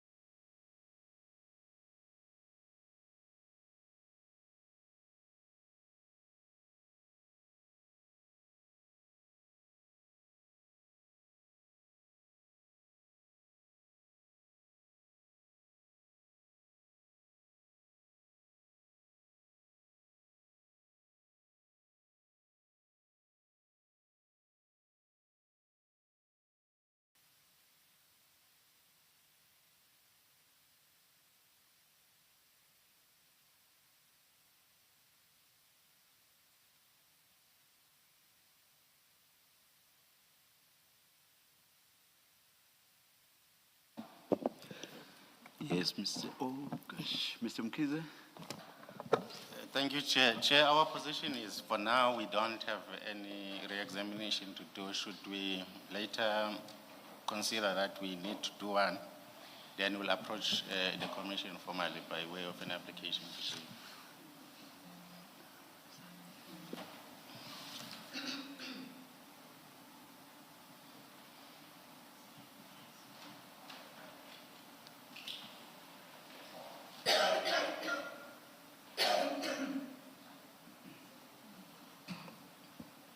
We will excuse the general, then if anything does come down the line, we'll see that then. And I assume there will then have to be a substantive application. Indeed, Chair, that's All right. that's what we intend to. Thank you, Mr. Mkize. Thank you. General, thank you very, very much. You are excused. Thank you very much, Commissioner. Thank you. And thank you, evidence leaders. Mr. Chair. Shaskels? Yes. Yes, Chair. I was going to ask if we could also be excused with my learned friend. Yes, yes. Thank you, Chair. Thank you. Mr. Shaskelson? Thanks, Chair.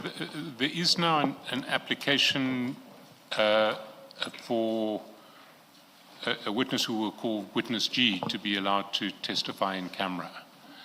And Mr. Matlala Attorneys is That's G for George. G for George.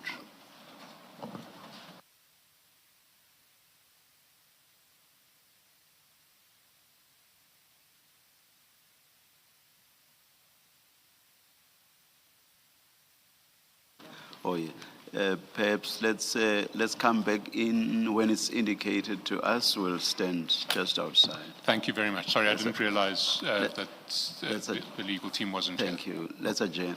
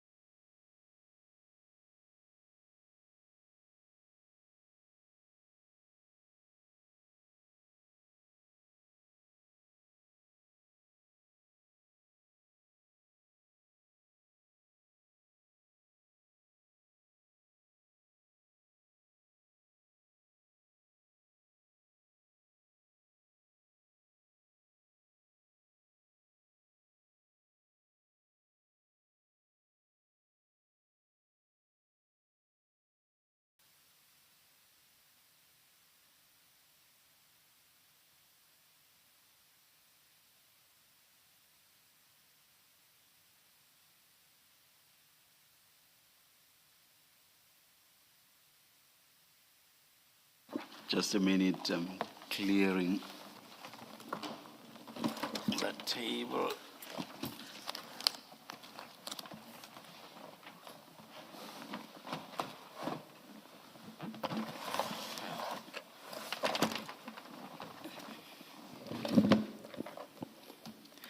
Good afternoon, Mr. Chaskalson. Good afternoon, Mr. Matlala. Afternoon, Chair. Afternoon, Chair.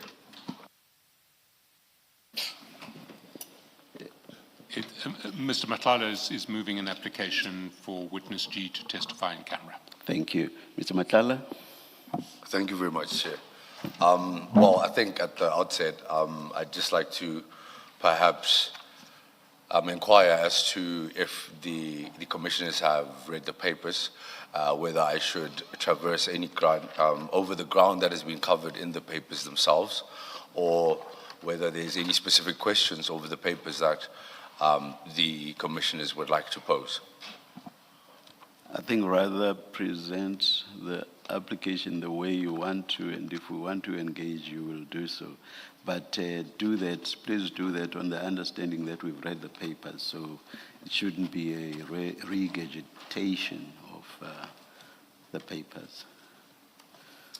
Thank you very much, Chair. So, yes, we filed an application for our client's testimony to be given partially in camera, so not completely in camera, because our understanding of in camera, in legal practice means when you're giving evidence completely off the record, so to speak. So our client is willing to assist the commission, but there are some sensitivities, as the commission may well know, that he runs some covert operations, and there is a very high-risk unit that he's running based in Gauteng.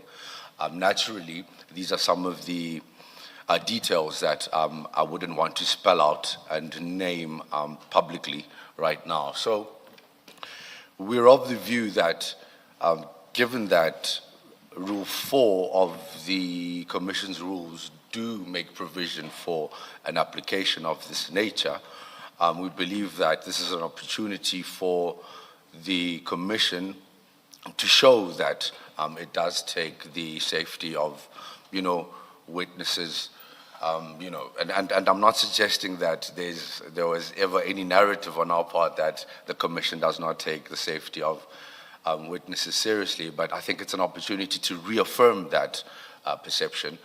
And then what makes this particular application pertaining to our client unique is that because the witness deals with informers and the likes and operational contacts, their safety may be at risk as well should, for instance, somebody who has witnessed our client with a particular informer, there could be conclusions drawn correctly or incorrectly that the particular individuals that may have been seen with the witness were acting in a capacity of, being informers and the like. And what makes it even more riskier is that there's also the risk that individuals who are socially incidental to the witness could also be seen as informers. So that's basically our submission.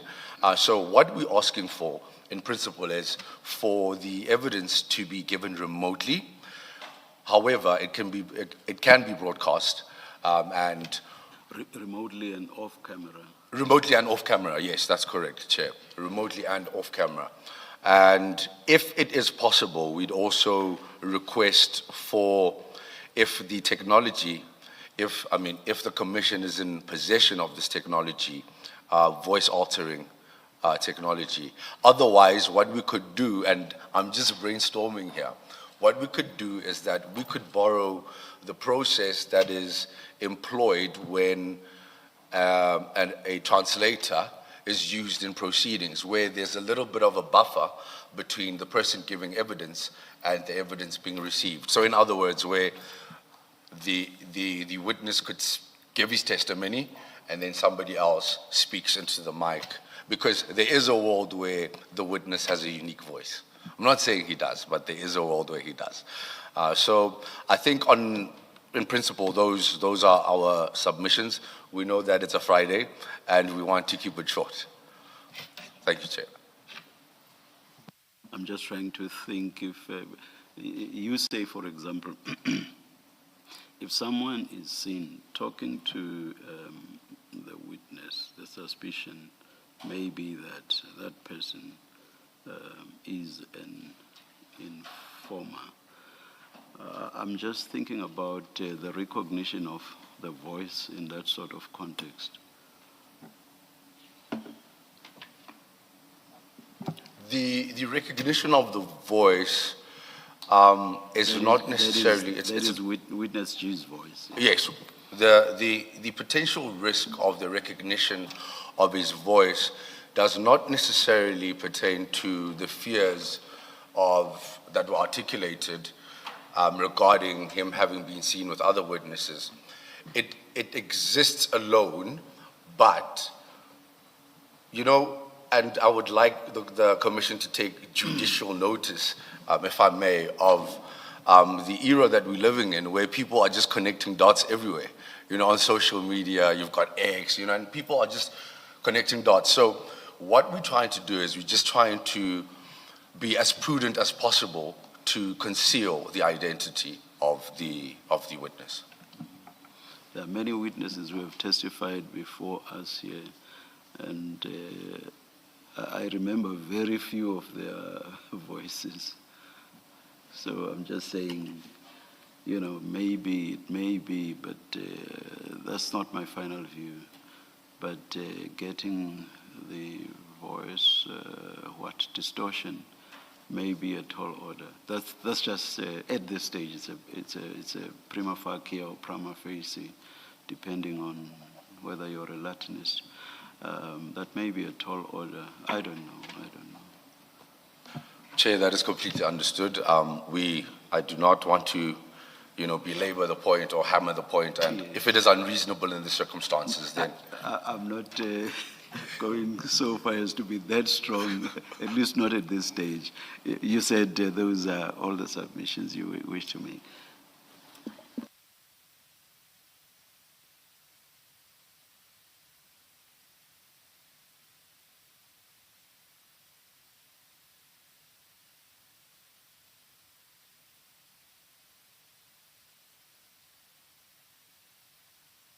Yes, Mr. Shaskalsin.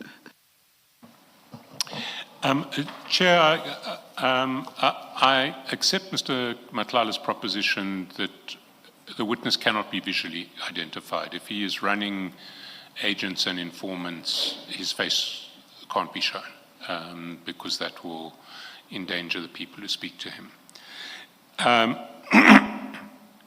It's not clear to me. Well, we have investigated whether we have voice-altering technology, and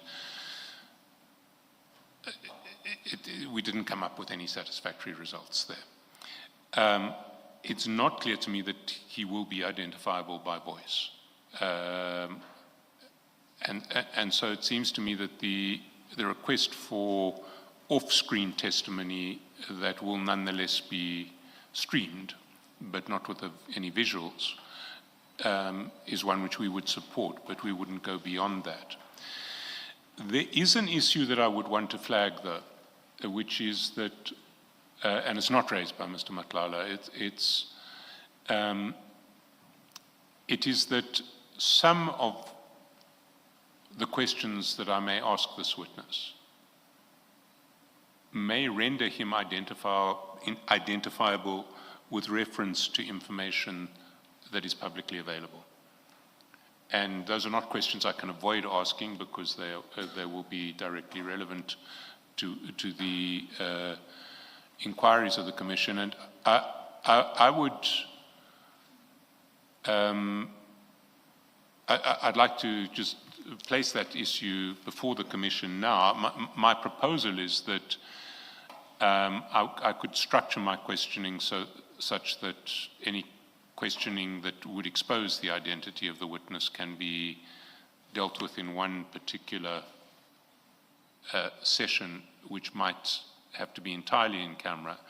But if the Commission is inclined to make a ruling of that nature, then it should make it in the form of a rule nisi, because we've given an undertaking to the media that we won't ask for a fully in-camera testimony again without giving 72 hours notice to the media to object.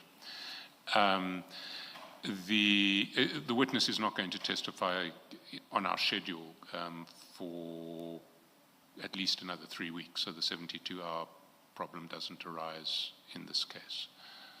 But I do think that, I think it's incumbent on me to raise that now, because otherwise we will bang into it in the middle of the hearing, and suddenly we will face a potential problem where the mere posing of the question, never mind the answer to the question, might identify the witness.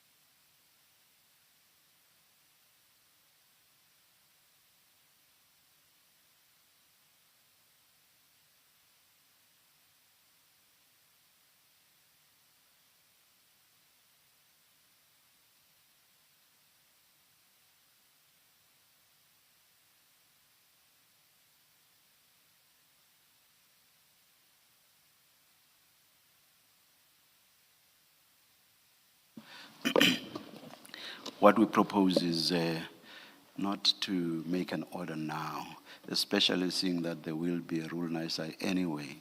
So we suggest that between the two of you, you should put together a draft for us, which will then be publicized, obviously not less than 72 hours. Yeah, we'll just leave it to you then to put together something. Once you've agreed, you'll then finish it to us as soon as you are ready. Thank you. We'll certainly do that as soon, Yeah, I'm happy as, soon to as do that. possible. Happy. Yes.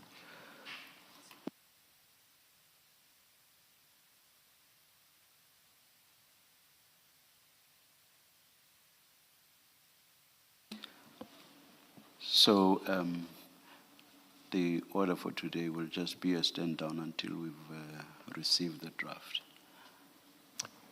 Thank you. Sorry Thanks, for not Chair. arranging that in advance. No. I assume it couldn't be foreseen. We will adjourn and resume at 9:30 on Monday. Let's adjourn.